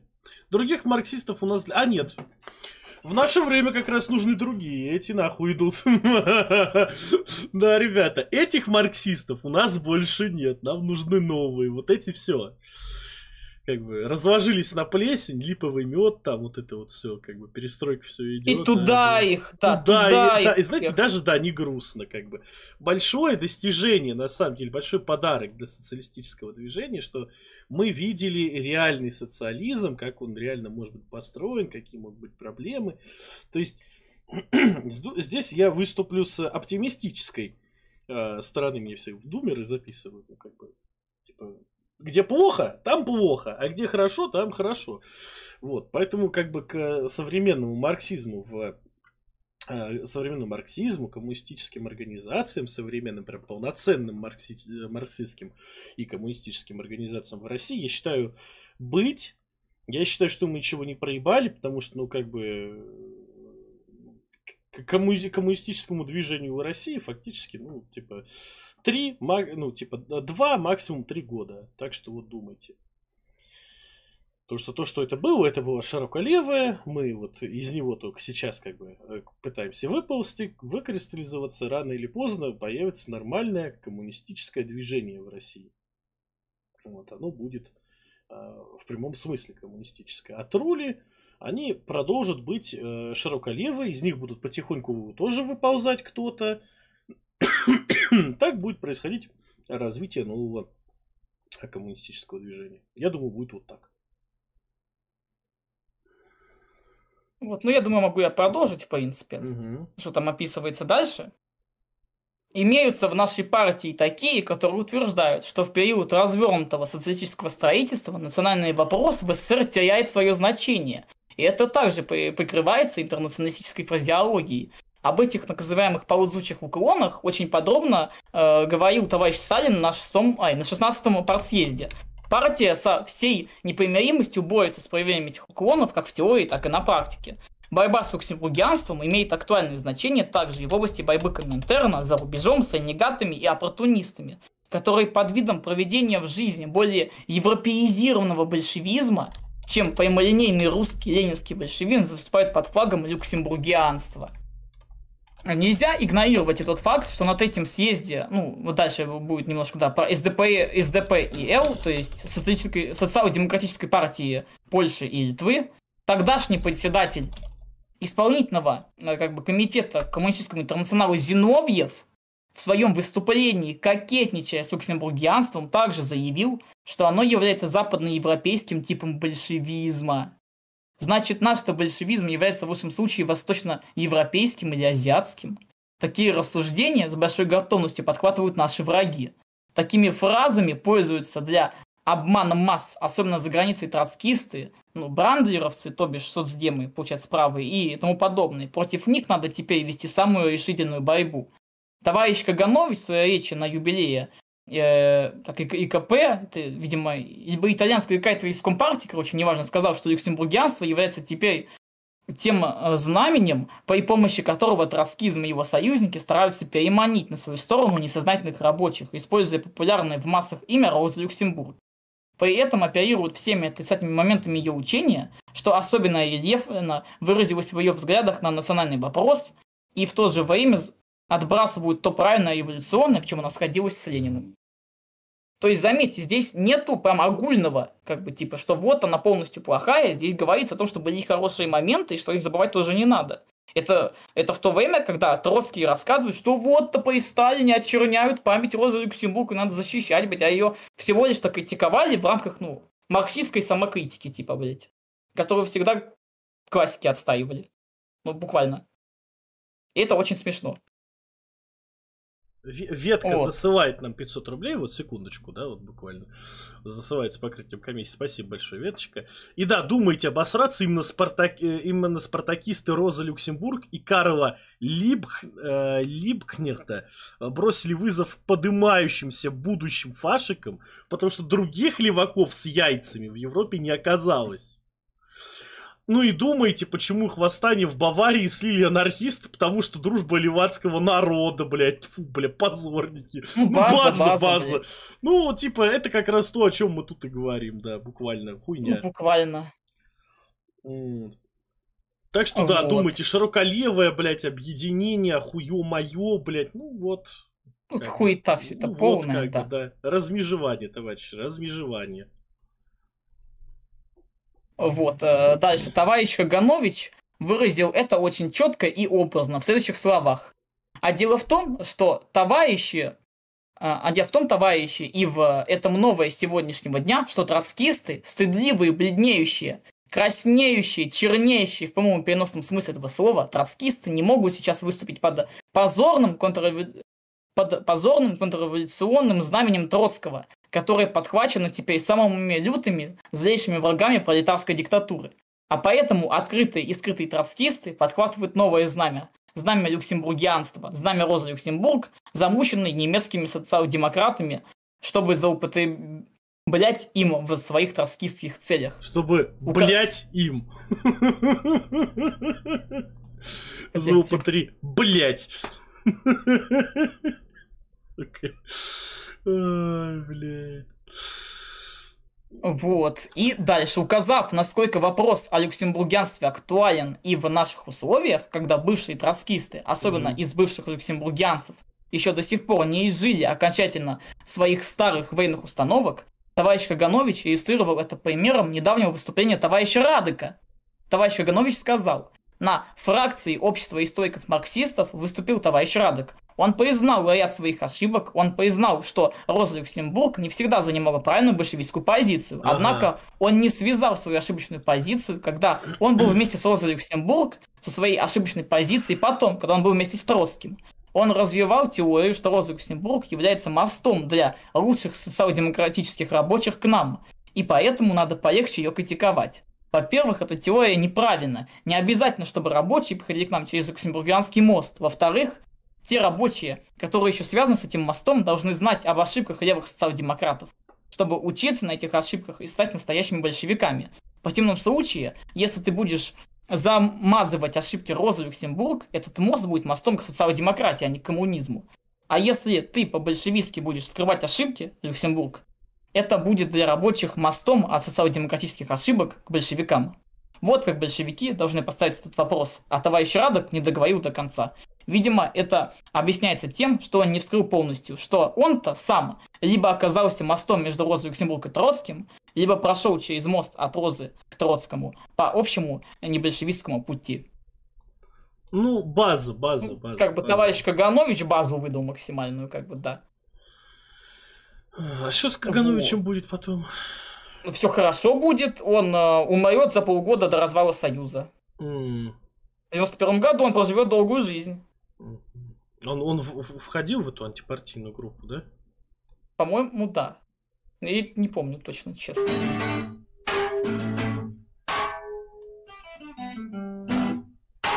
Вот. Сейчас, секунду. Mayonnaise on the escalator! Going upstairs, so see you later!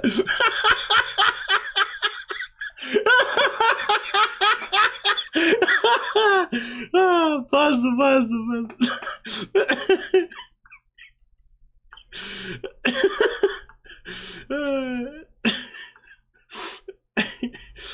От Ильича до Ильича безинфарктный паралич. Не, это Микоян, это не то. Да, это Микоян. Это Микоян.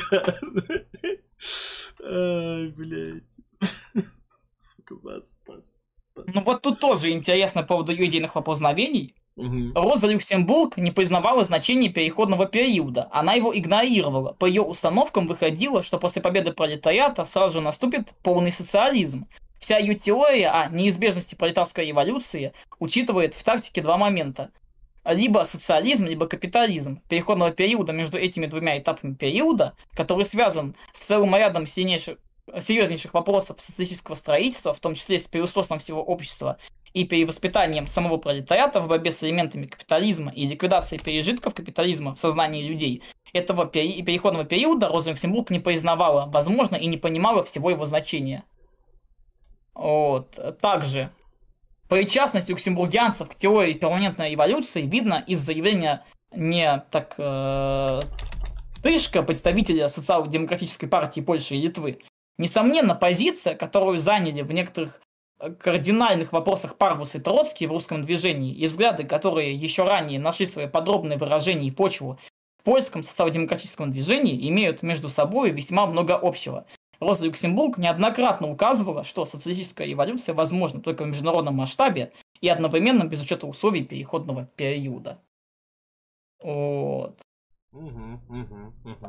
И вот дальше, где переходного уже периода. Ну, какой переходный период, блять? Ну, если ты приходишь к власти, и происходит то, что я уже сказал, да, голуби там, да. Вот это вот все, да, типа, короче, и все, и просто вот люди собираются в мегазорда, блядь, вот одного, понимаешь, и живут счастливо. Не, буквально, знаешь, типа, буржуи падают, короче, знаешь, прям, знаешь, как вот в «Властелине колец», прям Мордор под землю, понял, блядь. А потом люди, такой, Роза Люксембург просыпается такая, короче, знаешь, в белой такой сорочке, знаешь, в таком замечательном такой радужном месте, понимаешь, как бы вот, и типа, и свадьба кого-нибудь там, короче, понял, типа. Происходит свадьба, бля, пир, великая, там, да, вот великая. И все как в шире, знаешь, типа такие голенькими лапками бегают и живут вот припеваючи в своем замечательной коммуне в шире. И вот все у них есть, и все им заебись. Да, заебись. Вот здесь будет именно высказывание Ленина в пику как раз-таки отрицанием национально-освободительной борьбы Розы Люксембург, хотя там не только про это будет, ну короче. В общем, что пишет Ленин? В действительности мы не знаем и не можем знать, какому числу угнетенных наций понадобится на практике отделения, чтобы внести свою лепту в разнообразие форм демократии и форм перехода к социализму. Ленин останавливается здесь на вопросах отделения наций в связи с формами перехода к социализму, так как в период, когда ведется обостренная классовая борьба, крайне важно, чтобы эта борьба не затемнялась моментами, которыми буржуазия может легко воспользоваться для удержания за собой своих национальных масс. Вот. И также в противоречии Люксембург с Лениным. Когда Ленин выдвинул всем известный знаменитый параграф 1 устава о том, кто может быть членом нашей партии, вспоминаем как бы начало стрима, да, Роза Люксембург несколько позже резко выступала против этого параграфа в защиту меньшевизма. Она была против наших установок и стояла за более свободные формы партийной организации. Находясь под влиянием общих установок немецкой социал-демократической партии, она незаметно увлеклась легальными формами и методами работы этой организации, которую считала тогда образцовой. Ну, как бы, вот. По Розе Люксембург у нас это, по сути, будет все на самом деле. Есть у тебя что-то, Дим, сказать, резюмировать? Ну, вот Роза Люксембург, это все-таки, она не, тут вопрос скорее не в том, чтобы в партии, а в том, как коммунизм должен выглядеть, да, и как к нему приходить. Да, да, я про это говорил как раз-таки, да. То есть партийный вопрос есть, но он очень маленький, да, ему очень мало значения придается. Да. У нас будут более такой подробный про тех, кто предлагает вот децентрализованные партии как раз, да? Ну, у нас будет про НТСовцев сейчас. Про твоих любимых, ну давай. Я не виноват, что так получилось. Да, как бы здесь мы перейдем напрямую к тем, кто справа, так сказать, это все дело делает, да, собственно говоря. И здесь довольно смешно будет. Ну, во-первых, мы просто очертим их общие идеологические, так сказать, направления, но тут стоит понимать, что у них было несколько программных документов, и вот конкретно это будет, ну, хоть и на изображении 59-го года, но на самом деле мы опираемся на ту, которая 47-го. Да. Там у них было, по-моему, 4 штуки. Если первые, ну, это чисто фашистские, как бы, организации, там все понятно, то после того, как бы, нацистов заебашили с фашистами, ну, как-то стало себя, как бы, с ними вровень идти, как бы, ну, уже все не то, надо как-то с пиндосами договариваться, вот, чтобы они вас поддерживали. Поэтому все, вы теперь мега-демократы, децентрализованные, хорошие, пушки, пареньки, короче, да, вот это вот все, блин. Вот.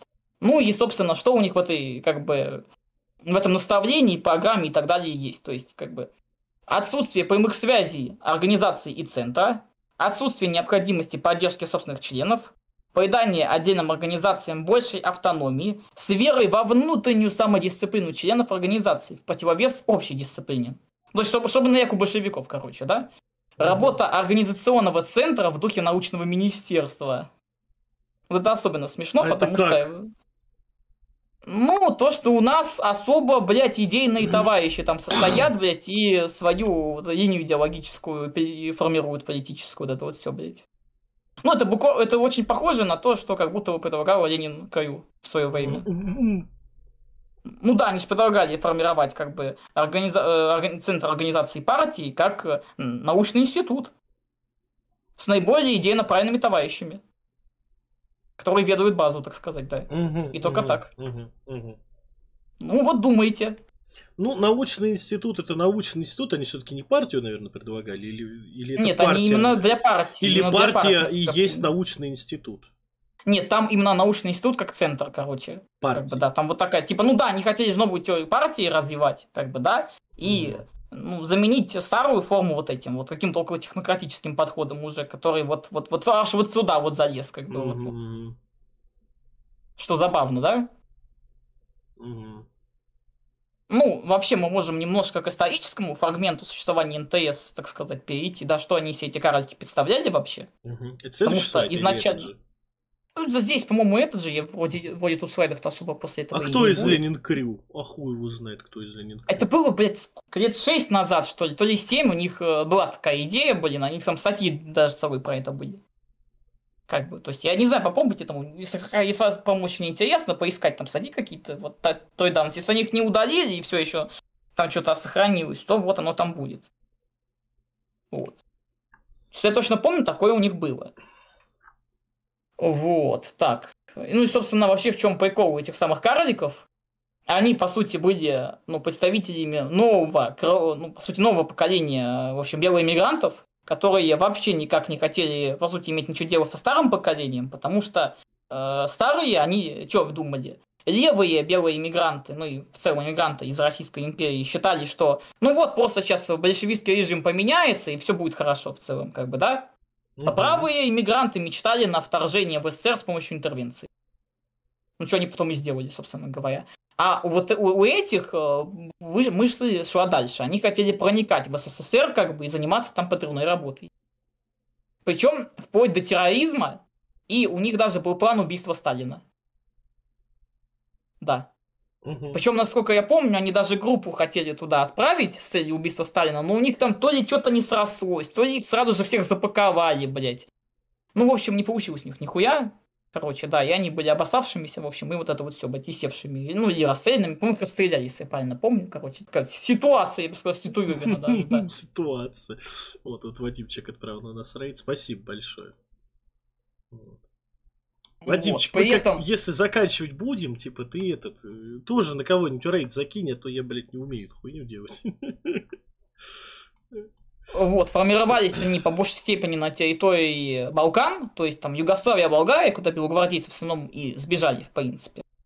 Но были и карлики, которые с территории Манчжурии пытались всякие диверсии устраивать против Союза. Но, кстати, к вопросу о том, что у нас всякие либералы и прочие пытаются доказывать, что никакие организации точно не пытались устраивать диверсии в Советском Союзе в 20-30-е годы. И что Сталин-то точно, короче,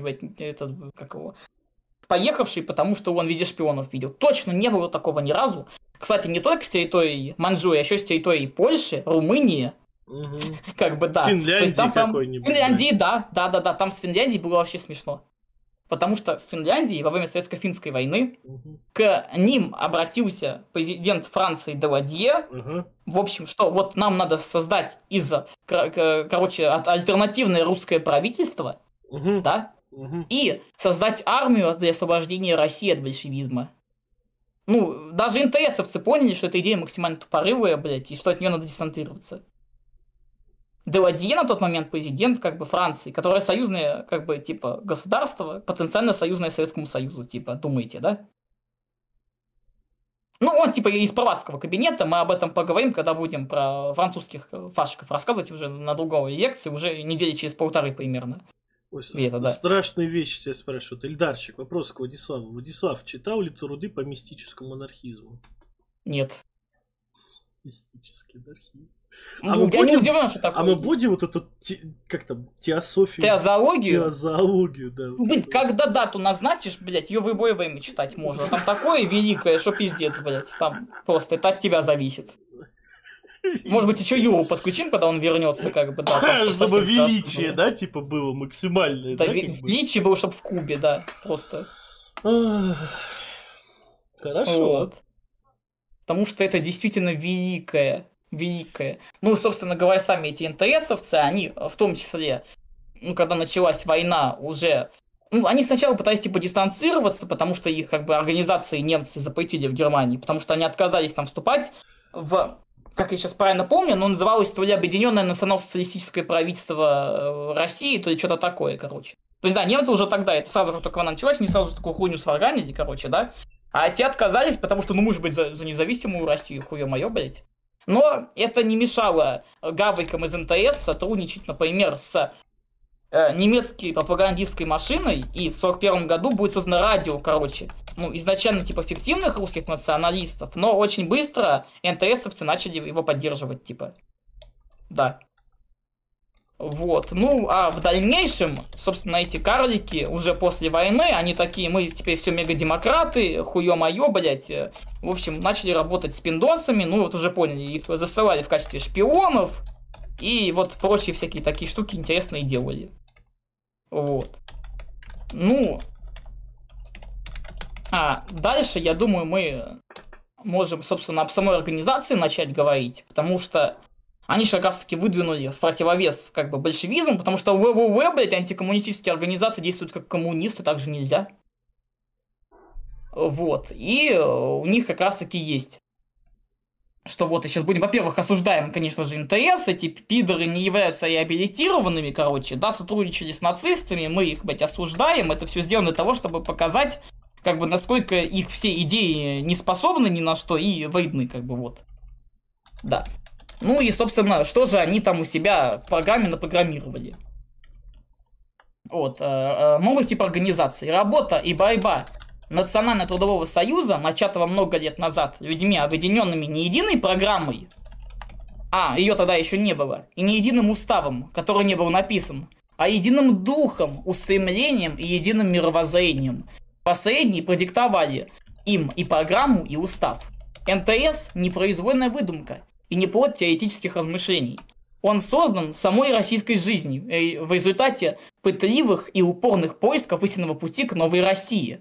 Его первоисточник – волевой порыв, одухотворенной идеей. Создание его есть же первое достижение и первая победа российского дела.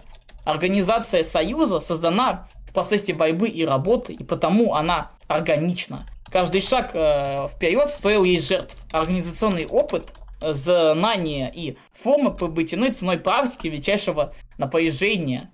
Трудно определить тип организации Союза старыми терминами, так как ни в нашем, ни в иностранном прошлом и настоящем подобных явлений не было и нет. Это не партия и не орден. Организационная сущность Национального трудового союза есть новая и едино отвечающая российской проблеме, а именно союз. Ну и, собственно, что же входило в управление этого союза? То есть у нас местное руководство в союзе назначается по принципу компетентности с предоставлением ему широкого права кооптации, то есть влияния на все решения союза, собственно говоря, да? Выборное начало применяется лишь для определения состава судов, совести и чести, частично высшего возглавления союза. Вступающий в союз приходит не для того, чтобы распоряжаться делом союза и определять путь национальной революции. Он ставит себя в распоряжении водительства союза, отдает союзу, а через союз Россию, свое время, свои силы и возможности, а получает оправдание своей жизни и глубокое моральное удовлетворение. Уже хорошо, да? Моральное удовлетворение. Ну, то есть хуй с маслом, короче, он получает. За ваше здоровье и за мое очко. Пока лидеров партии как бы ЦРУ спонсируют, эти карлики, ну, работайте бесплатно, карлики, короче, да? В своей основе союз не имеет никаких элементов принуждения.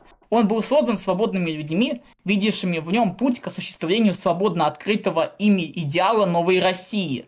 В высшем духовном смысле каждый член союза, принимая на себя все тяготы работы и борьбы союза и подчиняясь подчас достаточно суровым требованиям дисциплины, остается в действительности всегда и вполне свободным.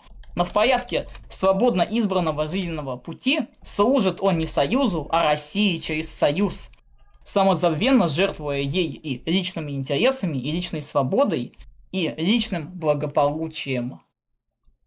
В подавляющем большинстве случаев в работе и борьбе союза отсутствует регулярная связь группы работников на местах со своими центрами, как и последних с центром союза. Эта трудность преодолевается тем, что каждому своему члену союз предъявляет обязательные требования. Так, все, погоди, Владислав. Во-первых, прекрати таратурить. Сейчас пишут. Я запутался. Давай, Владислав, что у нас представляет НТС по политике? Ну, это организация антикоммунистического толка, изначально фашистская партия, типа, да. Они буквально в своей программе указывают корпоративизм и солидаризм как основную идею для России. Вот. Хорошо. Ну, и, собственно, из этой политики... Как их партия выглядит? Вот давай.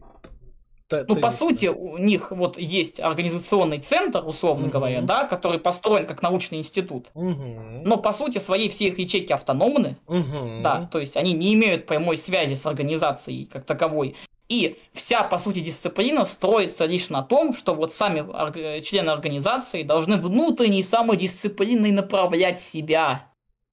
Вот. Ну и помимо этого сами партийцы, по сути, никак не снабжаются, ничем они материально не поддерживаются. Ну, типа, вот буквально ты вступаешь в союз для борьбы за Россию, ну и довольствуйся этим. Как бы, да, то есть их организация... Ну, понятно, да. То есть у них, типа, не профессиональные революционеры, чуваки просто значит, приходит, им никто ничего не платит, вот это вот, да, вот так это выглядит. Да, и пришли они к этой идее в пику того, что другие антикоммунистические организации старые опирались на идею как раз-таки Ленина об авангардной партии. То есть у них... То есть партии постоянных революционеров как раз-таки, да. Потому что мы буквально можем вспомнить, что многие послереволюционные организации белые, то есть там, если каких даже брать национал-максималистов условных, они все такие, что нам нужно опираться на опыт эволюции, на опыт Ленина, и только так мы изменим Россию, короче, да? Как бы вот. Ну а вот эти карлики, они на зло маме отморожи уши, потому что буквально это типа националистическая молодежь в виде нового поколения как раз таки. Вот русских правачков, они такие, ну вот эти дураки-то, блядь, они-то как коммунисты, а мы-то, блядь, мы точно победим, у нас новая организация децентрализованная, нас большевики так не схватят, ничего не это. А по факту что? А по факту, что они как бы, ну, обделались полностью со своей организацией, блядь.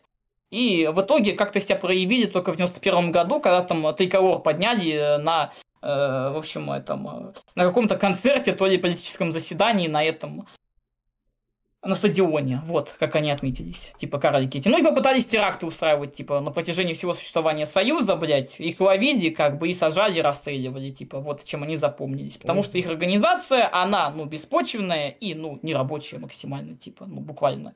То есть буквально политика на зло большевикам создам максимально неэффективную децентрализованную хуйню, блять, ну, к чему она привела? Вот, ни к чему. Ну, но на них дрочат современные праваки зато, блять, больших количеств. Ну, вот, в общем-то, децентрализованные партии, они, в общем-то, выглядят фактически довольно странновато, потому что, вот смотри, у нас каждая ячейка — это фактически отдельная партия. Ну, по сути, да. Ну, как бы, зачем? Типа, если одну ячейку заебашат, остальные, типа, сохранятся, ну, отлично. Ну, вот, именно... Только как они действуют, как единая сила, вот, каким образом? Ну, вот ситуация получается. Потому что, по сути своей, единственное, для чего такая сетицентрическая структура партии и подходит, это внезапно доведение террористических действий. Потому что именно так действовали... Те же самые итальянские неофашисты, которые изучали опыт как раз-таки анархистов и иных леваков, как бы, и строили свои организации по принципу анархических организаций, то есть ячеечно. Ну и, собственно, что у нас современные, кстати, анархисты, которые планировали теракты устраивать, то точно так же делали там. Как бы, там, дело сети условно, там, где буквально они такую же хуйню пытались провернуть, типа, блядь, ну вот ситуация, как бы. То есть, по сути, единственное, для чего ваша организация может работать в таком духе, это если вы либо террорист, либо если бы вас поддерживают из-за рубежа. Ну, то есть, вы потенциально коллаборационисты другого государства. А люди, которые такие идеи вкидывают, возможно, сами как бы вот что-то такое либо хотят, либо, ну, уже являются. Как бы, вот и получается ситуация. Угу. Вот. Ну что, надо что-то еще дополнять по НТСовцам? Или можно просто зарезюмировать то, что мы и так зарезюмировали, по сути? Да ну, во-первых, их читать долго. Они пишут какой-то ёбань. Вот ты читаешь, и я прям сижу, что уже... Ну, типа, да, даже прям чувствую, что что-то да. они, что-то не то уже. Понятно, уже Юрий Римский пишет, я запутался. Ну, бабаки, блядь, их всегда тяжело читать, блин. Блядь, ты их еще читаешь, нахуй. Пиздец. Ну, я их и вспоминаю, и читаю, и то, и это, блядь. И поэтому, увы. А что делать, блин, как бы, да, ситуация. Потому что, ну, действительно, самые активные противники партии ленинского типа, это вот эти вот карлики. Они же до сих пор ходят, воют, блядь, что, блядь, праваки у нас делают литерали как коммуняки, и это плохо, блядь. Типа, они же до сих пор существуют, и вот... В общем, вопрос создания, на самом деле, сетицентричной партии заключается в том, что это будут ну, типа, каждая ячейка — это отдельная партия. В случае, если это марксистская какая-то, значит, организация, она, в общем-то, не будет работать, потому что там нету единого, скажем так, центра выработки решений, да, типа, ее стратегии. Почему это не работает у марксистов? Потому что, ребят, марксисты очень разные бывают. Праваки-то они... У праваков все очень просто. Они приходят, пытаются помирить классы, у них ничего не получается, значит, устраивают фактически государственную монополию наиболее реакционных наиболее шовинистических, наиболее реакционных кругов финансового капитала. Ну, как бы все. Ну да. Все. Ну и буквально такая организация, единственное, для чего годна, это когда люди теракты устраивают. Что мы осуждаем, конечно же, Да. как бы, да. Ну, типа, Что это... осудил еще Ленин в свое время, когда прошел против опыта народников, как бы, да, потому что это буквально кто у нас... не тот путь. вот эти уроды, которых ты рассказывал, типа неофаши итальянские, они же вот тоже, да, вот таким образом были организованы? Да, я же буквально это только что сказал, Да, что они строили организации по как раз таки сетевому принципу вот этому, потому что с ними было тогда тяжелее бороться, и они, во-первых, были террористами, во-вторых, опирались на поддержку ЦРУ, как бы, ну, то есть буквально тут все совпало, то есть они и терактами занимались, и их поддерживали иностранные государства. То есть это центрическая, получается, партия, они хорошо могут существовать, если они, в общем-то, ну, фактически не имеют своей какой-то позиции, да, а просто представляют собой филиалы, как бы, ну вот, ЦРУшные, так скажем, да, короче, там, ну, типа да, либо какой-то другой буквально. другой страны, да, любой. То есть это могут быть какие-то, ну, то есть это буквально, типа, партии, значит, каких-то партизанских коллаборантов, как это, блин, характеризовать, да? Ну, вот есть, буквально, да, такое, партизанских коллаборантов, типа. Ну, то есть, вот эти вот децентрализованные партии в наше время, это буквально партии, как бы, ну, типа, вам могут предложить, да, если хотят, чтобы ваша партия стала, ну, как бы, партией. То есть это сразу же подвох, как бы, да. Это буквально подвох, сразу же... да, надо рассматривать всегда, когда вам вот это вкидывают. Ну... Типа, зачем вам это вкидывают? Вы всегда потому что антикоммунизм за последние 30 лет, он пришел настолько в смешное состояние, что они даже отбросили рабочие вещи, типа, как бы, ну, того, что 50 лет назад или 100 лет назад они используют принцип авангардной партии, да, а потом на зло бабушки отморожу, что меня все равно ЦРУ поддерживает, нахуя мне это, как бы. Охеренно. Ну, короче, да, ну и вот не надо, вот, ребята, уподобляться Ленин-хрю, как бы, вот этому тому, что, на что он уставил. Ну, это научный централизм, это немножко не то, но это тоже вот к этим вот кораликам как раз-таки вот. Ну да. По сути, то есть это типа очень странные какие-то концепции. Ленин предложил работающую схему, которая... А почему она не работает? С чего бы? Нет никаких типа причин, она настолько чтобы она не работающая, работала. Да, что ее правые используют. Да. Активно, и она работала. И до сих пор работает. Ну, там может оказаться, что какая-нибудь вот русская община, она таким образом организована. Вполне себе. Вот. Потому что это буквально рабочая концепция, которая как бы, ну работает, типа. Да, может оказаться, что русская община это часть какой-то такой вот организации, которая организована вот таким вот ленинским принципом. Причем можно даже вспомнить, как конкретно правые характеризовали такие партии. Типа еще даже там и в 60-е, и в 70-е годы они либо пытались напрямую строить, либо как минимум писали о том, что в коммунистических партиях очень сильна дисциплина, и что у нас в организациях такого никогда не встретишь. Типа, там буквально есть такие признания. То есть там это вот, по-моему, у норвежских праваков такое было, там можно встретить деятелей, которые возглавляли правое и новое правое движение тех лет, и там буквально вот такого уровня есть признание. Типа, что партии коммуняков как бы крайне эффективны, нам надо делать так же. Юра Рамский. Без организации работников ленинская концепция тоже не сильно работает. Партия большевиков без советов это не сила. Нет. Почему? Она как политическая структура работает. Как бы вот что самое главное. Конечно, разумеется, там, если вы что-то такие вещи делаете, вам нужна поддержка населения, да, и если каких-то новых политических фаза революции. Но если у вас фаза не революция, а если у вас фаза строительства, она вполне себе работает просто как политическая конструкция. Ну и в фазе просто политической. Юра, отслушай вот, ну, типа, начало, да, типа, как бы, стрима.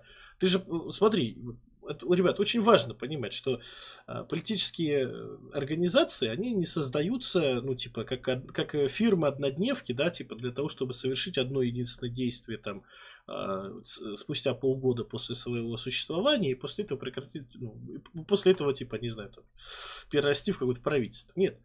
Политические организации существуют, ну, очень много лет. Понятно, да, типа, они по много лет существуют обычно. Десятилетиями. Ну, типа, когда Ленин в каком году свою партию создал? Так, ну, он, получается, даже не партию, он же именно крыло изначально создал в целом в рамках партии. Но это уже, получается, 900 какой-то второй, то ли третий год, блин. Типа, когда там у них съезд этот был. Это же в преддверии, по сути, революции 905 года, вот где-то вот тогда. Да. Вот, ну, и как бы, что большевикам удалось взять власть? Ну, нет. Ну, когда они смогут реализоваться как ну, спустя, блин, 13 лет почти, да, 12. Думайте, да, то есть, ну, на самом деле, как это выглядит. Таким образом, получается, что есть разные фазы существования, как бы, организаций. Есть фазы, когда они, типа, движение, когда они партия, когда они, значит, вот, когда они развивающиеся партии, когда они там партии, которая обладает какой-то силой, да, когда там может конкурировать с каким-то соперником. Потом вот фаза, когда они могут прийти к власти. Да, обычно, ну, типа, опять же, моя концепция такая, да, типа, у нас не то чтобы есть примеры удачных, типа, оранжевых коммунистических революций. Их буквально нету. Ну, их буквально нету. Ну, типа, этот вопрос, ну, типа, давайте не будем прям совсем вот так вот говорить, что вообще ни одной не было, потому что вдруг было что-то, хотя бы одно, и нам потом скажут, что было. Была не оранжевая, ну, то есть, как там есть в Непале в 2010 году произошла революция во главе с маоистской партией. Как бы вот. Ну, а там при чем был прикол? Они долгое время вели партизанскую, по сути, борьбу по маоистским принципам. И вроде бы как, вот просто неизвестно до конца, сильно ли им помогал Китай просто. То, что там в одних источниках он типа сильно помогал, в других наоборот не помогал, и в общем, хаю, не очень понятно, как бы, помогал или нет Китай. Вот, ну, в общем, понятно, да, типа вопрос в том, что не факт, что у нас, ну как, скорее всего, революции не совершаются таким образом, как это делают, ну, типа, как выводом людей на болотную и криками «мы здесь власть». Ну, так они точно не делаются. Они так не делаются. Обычно что требуется для революции? Государство должно, ну, фактически утерять возможность управления собой, ну, по каким-то причинам. Это может быть военное поражение, может быть экономическое поражение, просто политический кризис, потому что там ебланы в кабинетах друг друга стрелять начинают. Ну, такое бывает вполне себе, да, то есть, ну, типа, происходит какое-то рушение, как бы, трещина в самом государственном аппарате. Образовывается вакуум власти, который занимают революционные партии. Понятно, да, как это выглядит? То есть, выглядит это таким образом. Поэтому ребята из Америки пришли и говорят, мы ждем, пока Америка, ну, типа, наебнется. И тогда мы сможем, типа, взять власть. Потому что таким образом, на самом деле, происходят революции. Ну, да. То есть, типа, да. Потому что Ленинская партия — это не партия заговорческого типа, которая там Убер-переворот готовит, блядь. Нет, это буквально не так. Поэтому, как бы, как ни странно, это может быть удивительно звучать, но вообще, как бы, для буржуазии очень невыгодно, чтобы были большевики, да, потому что они опасны для них, да, с одной стороны. А с другой стороны, ну, как бы, зато такая организация способна, как бы, значит, такая организация, да, способна спасти государство от его полного краха. То есть получается, что на самом деле, даже если какая-то существует, к примеру, революционная партия, от которой правящий класс может ощущать угрозу, даже ему было бы даже на самом деле, если он патриотичный, даже оставить эту нахуй партию, потому что вдруг сами не справимся, они, ну, типа, попытаются. Но вы же понимаете, что патриотичные буржуи бывают только в сказках фашистов. Ну да, типа. Поэтому, ребят... Ну, крупные буржуи, по крайней мере, точно. Да, патриотичные крупные буржуи бывают в сказках фашистов. Ну, типа, только, блядь.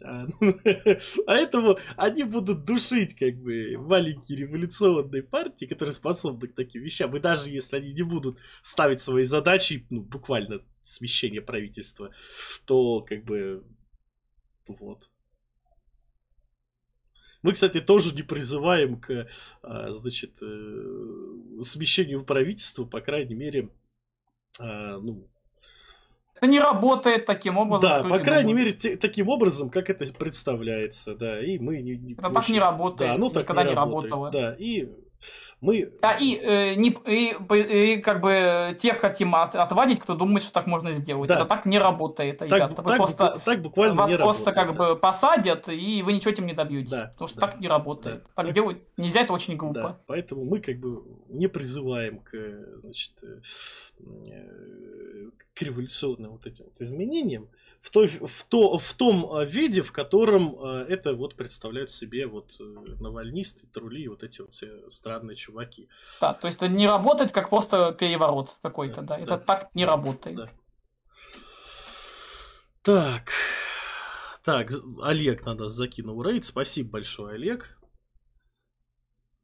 В книге, посвященной протоколу первого съезда РДРСП, Ленин пишет, что тактика заговора — это не путь социал-демократии, за что он критикует народовольцев и народников. Ну, про базу. Да, мы про это только что как бы говорили. Потому что он их перерос. Ну, потому что идея того, что идея того, что революции оранжевым, ну, типа, как оранжевый переворот не делаются, это не так. Ну, не просто, это и не выступление. Да, и заговорчество. Да, и не заговор. Знаешь, и интризм-то тоже, наверное, не то, что сработает. Да. Знаешь, единственное, когда... Ну, то есть, как это был даже не особо интризм, а когда переманивание, скажем так, реакционных относительно как бы каких-то людей в сторону коммунистов работало. Это, пожалуй, я только в Италии могу вспомнить, когда буквально Пальмиро Тольятти агитировал, опять же, революционных фашистов, которые, типа, остались еще с начала основания движения, и которые, ну, по сути, такие просто правые социалисты, скорее, да?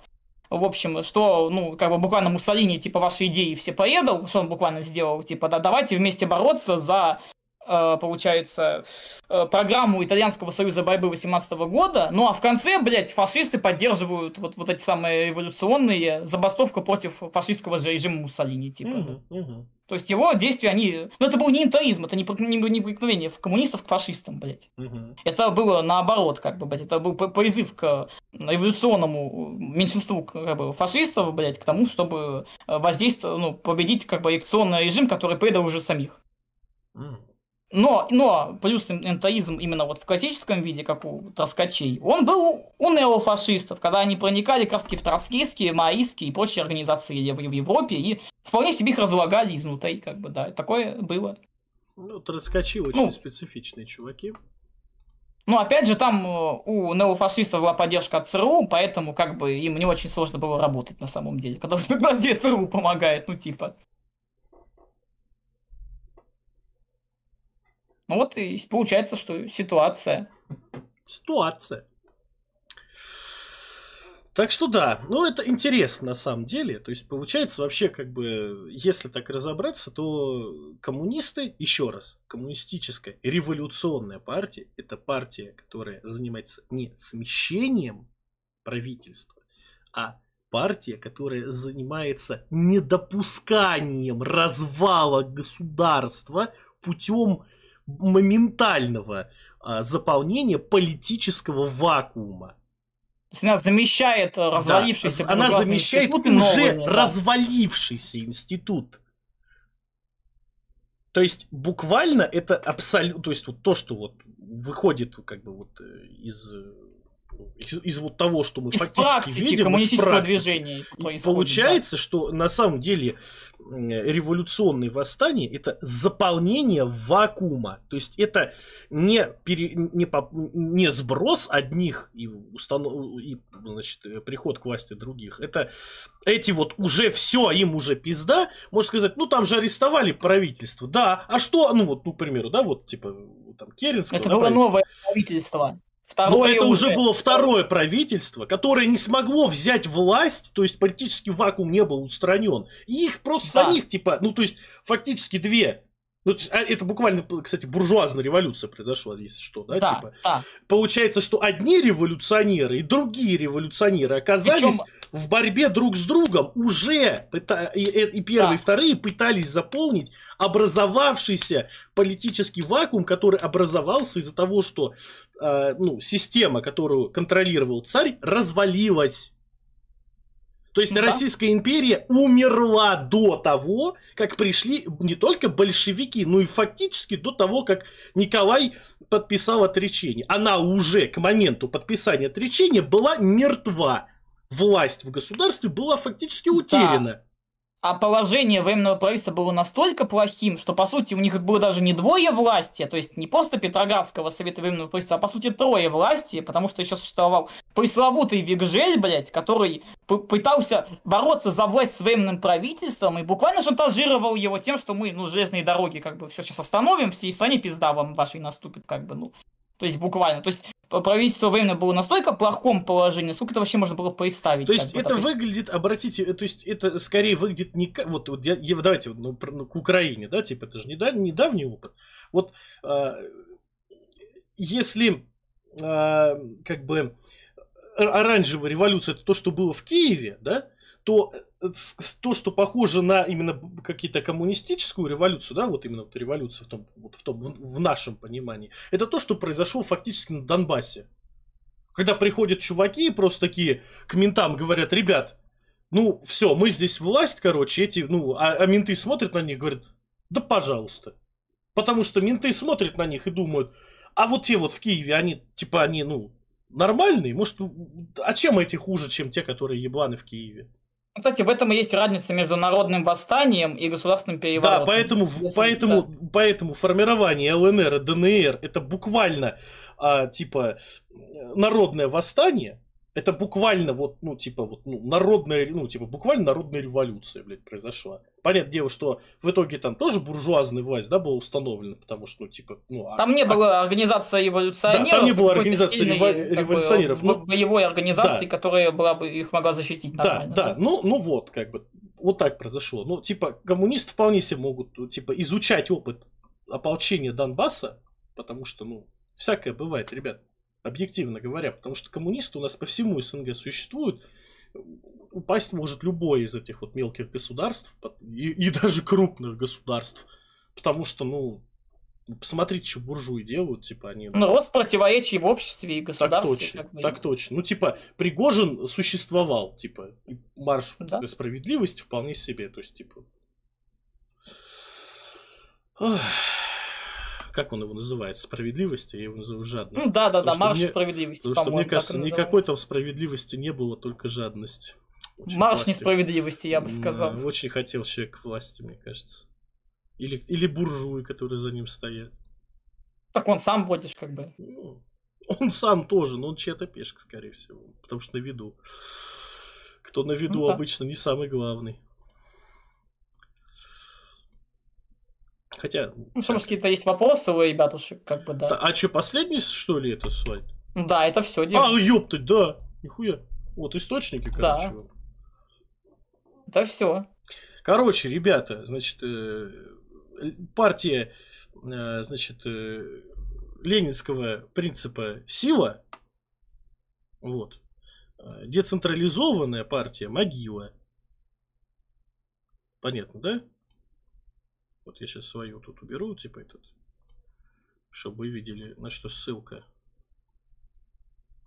По сути, я это все выложу, как бы, все источники. Просто там ссылки как раз-таки на работу Роза Люксембург, либо на статьи, посвященные. У нас в основном название, как бы, работы там Ленина, не Ленина, как бы, да, и плюс там на Коммерсант еще ссылка, и все. Да.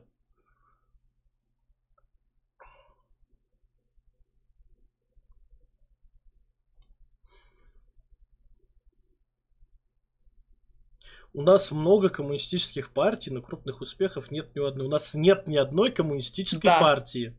Какие коммунистические? Назови хоть одну коммунистическую партию.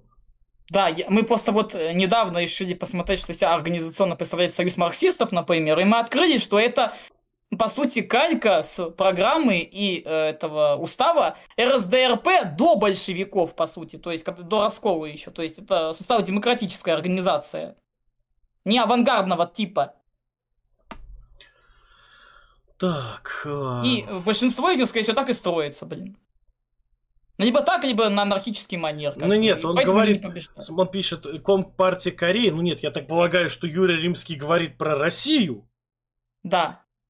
Если мы про какие-то международные партии, у нас, ребят, Вот буквально тот же самый Непал, да, только что возник. Да, Непал, эволюция в 2010 году была. Ну, типа... Маоисты там свергли, по-моему, монархию, если я правильно помню, и в итоге там установилась парламентская республика с доминированием маоистов в парламенте, типа вот. Ну.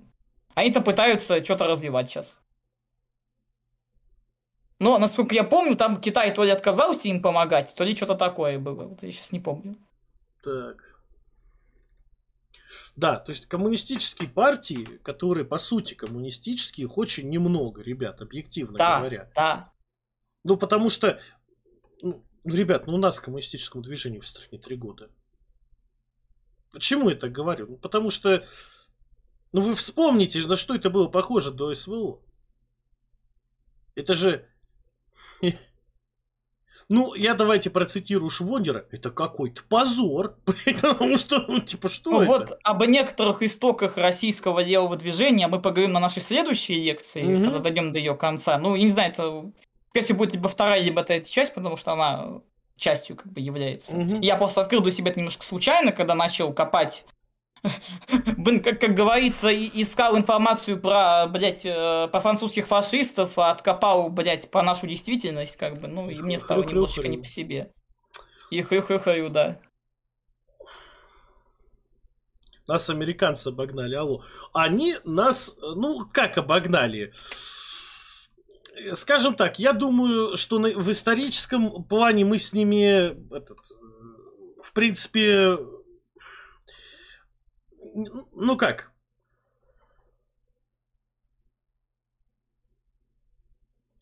Смотрите, я не буду кривить душой. Я считаю, что американцы собрали партию, да, типа, просто они быстрее хотели собрать партию, а мы собрали, ну, в общем-то, движение. Да. Приблизительно такого же толка, потому что, ну, у нас очень похоже устройство, как бы, нашего движения. Вот, кстати, там Юра Римский пишет примеры, типа, этих компартий, типа, Рабочая партия России и Ротфронт. Я просто держу в курсе, Ротфронт — это профсоюзная организация, как бы, насколько я правильно помню. А РПР управляется неогегельянцами, там коммунистами и не пахнет. Ну, типа, поэтому Юра Римский, у нас нету, как бы, коммунистических таких партий, фактически. Вот.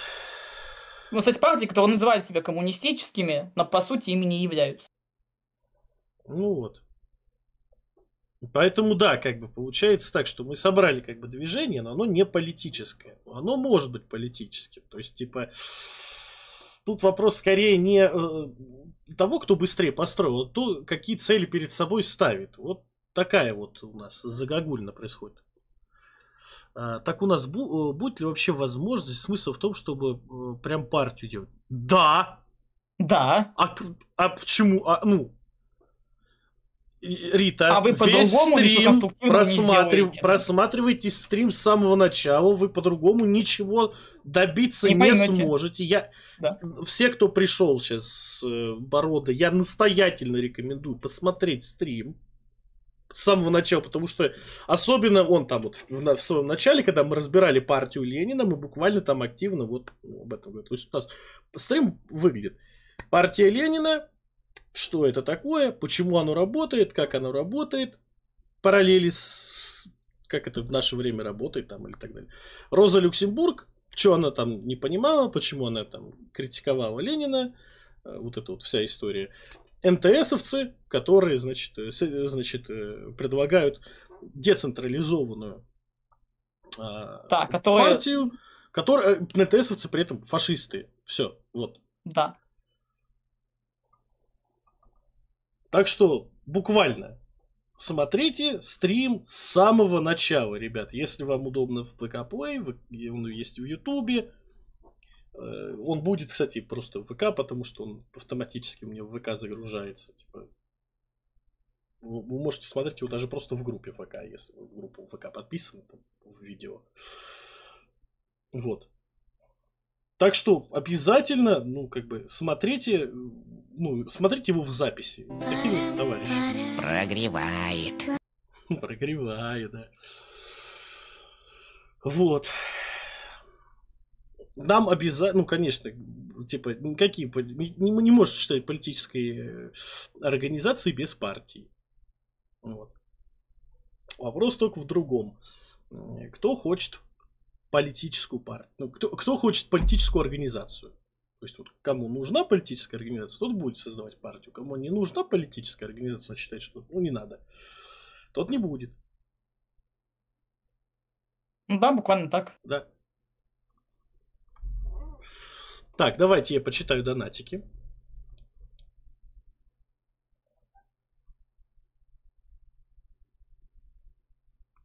Сейчас. Тутейши 100 рублей еще до стрима заслал. Спасибо большое с покрытием комиссии. Донат на разогрев Владислава. А что Муссолини об Октябрьской революции говорил? Что говорил Владислав? Он говорил, что как бы Ленин проводит интересы германского милитаризма. Я не шучу.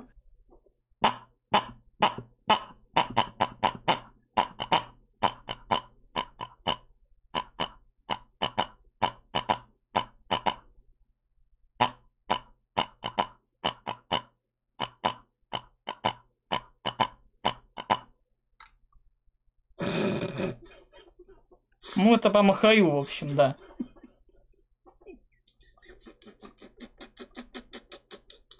Ну, Муссолини, ну, как всегда. Не, ну, то есть, думаете, да, как бы, когда вы говорите, что Ленин немецкий шпион, это буквально... Но он хвалил за того, за Люксембург. Ой, блин. За ее призывы к революции, да. О, база, блин, молодец. Типа, Москва поднимает вопросы революции. Блядь. Одна только польская еврейка Люксембург. Да, там было буквально такое. О, бля, базанам, блядь. В контексте критики немецких соцдемов, да, он это говорил. Пиздец, блядь, просто пиздец, нахуй, блядь. Муссолини осуждаем. Ну, справедливости ради, это правда, как бы, но да. Ну вот да, вот. Понятно. Нет, ну, как бы мы же знаем, да, что фактически она единственная из всех европейских леваков с фашистами, как бы, бодалась.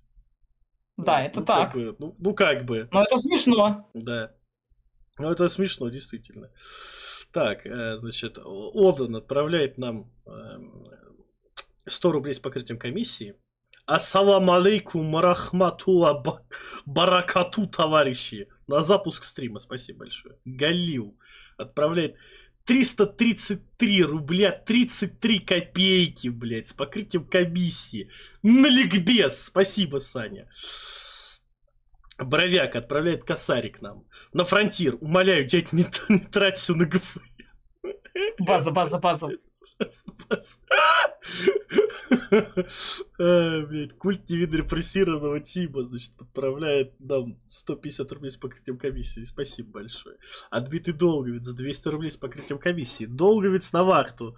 Рексачок в пляс, 2 сотки, на которые чего не купи. 2 кексика и стакан чая. Удачи со стримом. Спасибо большое. Так, Дреднайт 500 рублей.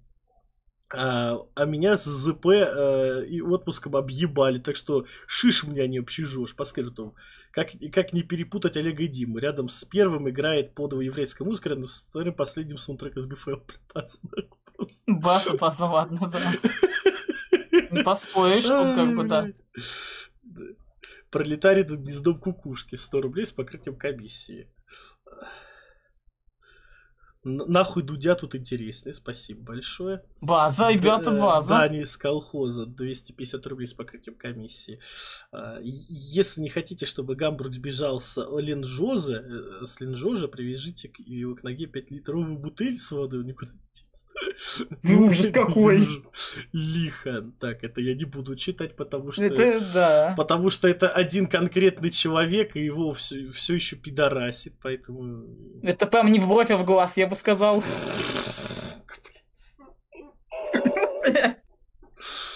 Ну да, нам сейчас бы сказала Вика, с каких пор у нас к женщинам как относятся как к людям, да, я понял. Да. Жора отправляет 100 рублей с покрытием комиссии. Рабинович, вы член партии? Нет, я ее мозг, база. Зажравшийся москвич, косарик засылает с покрытием комиссии. Всем привет, опоздал на начало трансляции, но вы выси Рудова зачитывать? Нет. Есть вопрос, будет ли товарищ похожий на Гамбурга на Пчежужа? Да. К сожалению, я вообще не хотел ехать, но надо, короче, ехать. Вот.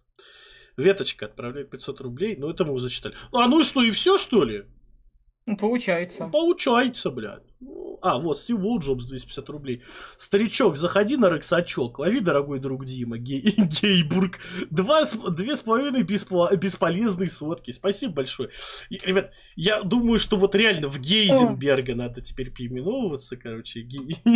Вот, я теперь с сегодняшнего дня Дмитрий Хайзенберг. А знаете, как можно еще Хайзенберга, да, сократить? Хазин. Все, я... Сука. Левый поворот Путина. Завтра мы по коммунизме жить будем. Сейчас только забаним весь интернет, нахуй. Бля. О, как при советских жить будем.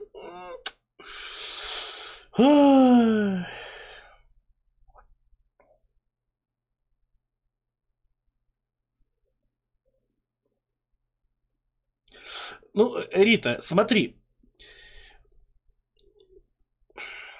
Просто даже политическое движение, оно... Ну, ты посмотри, ты посмотришь стрим и увидишь Ленинскую партию, как она выглядит, и сетицентричную партию, как она здесь выглядит. Понятно, да, типа?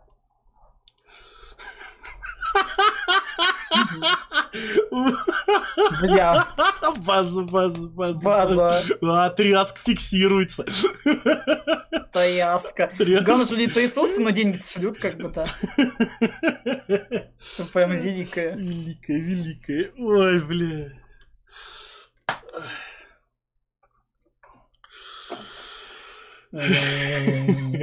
Вот, да.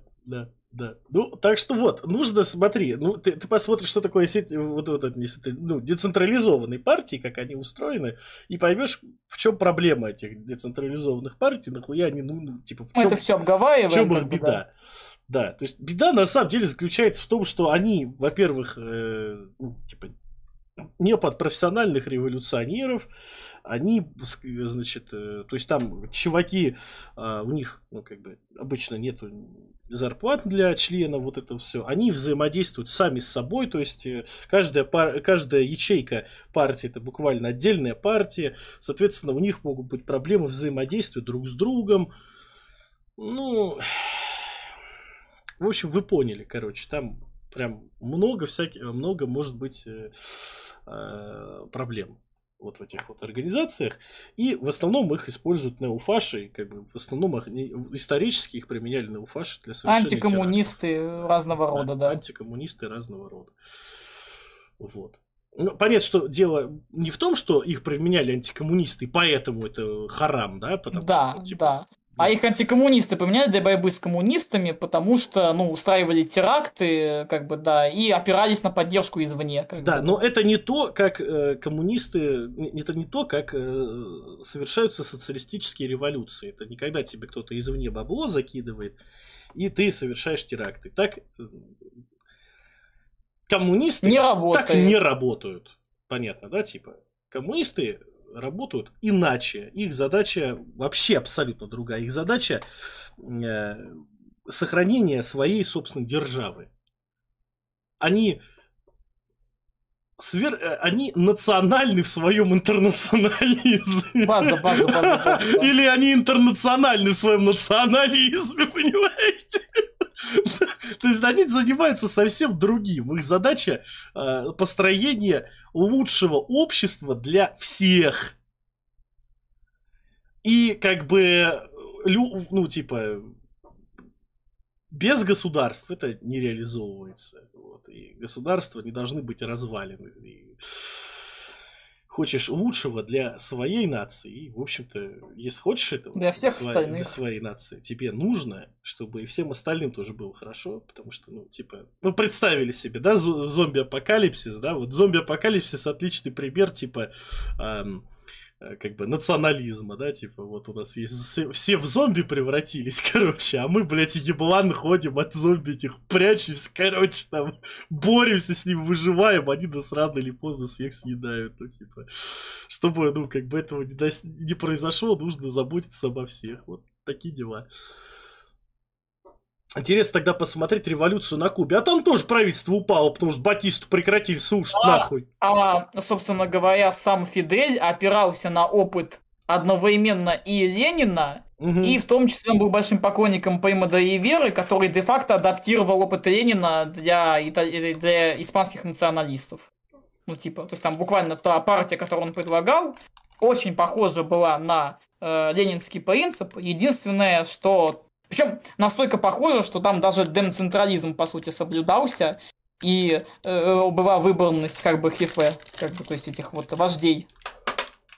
То есть, да, буквально там были выборные вожди, блядь, просто вдумайтесь в это. Ну и вот и ситуация, как бы. То есть, вот на эти примеры опирался Фидель и победил. Типа, ну... Да, да. Потому что, ну, да. Что он опирался на опыт партии ленинского типа, ну, нового типа по Ленину, и на ее такую национализированную версию, как бы, которая была, ну, что... Ну, у него, блядь, типа, отец был франкистом, блядь, учителя фалангисты, ну, куда ему мог, на что еще опираться он мог, как бы, ну, вот. Он оперся на то, на это, и у него получилось, потому что, ну, организация в целом рабочая. Блядь, рабочая во всех смыслах. Блядь. Да, рабочая во всех смыслах. Так, ладненько, ребятушки, раз вопросов я не вижу, то мы тогда заканчиваем. Да? Что, у нас вопросики есть? Я не вижу. Тоже не вижу.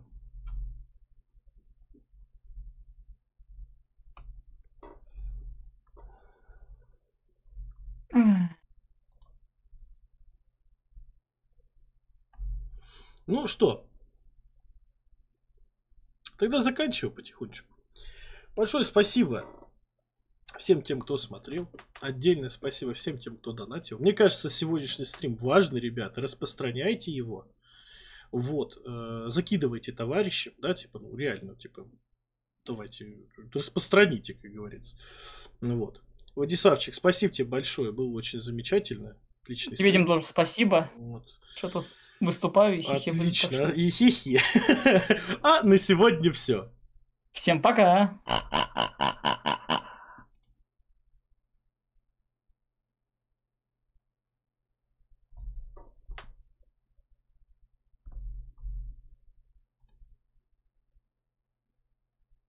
Ух.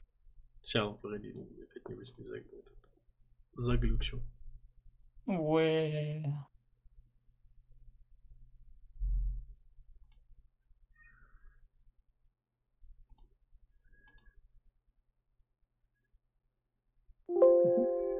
Ну вот. Встречай!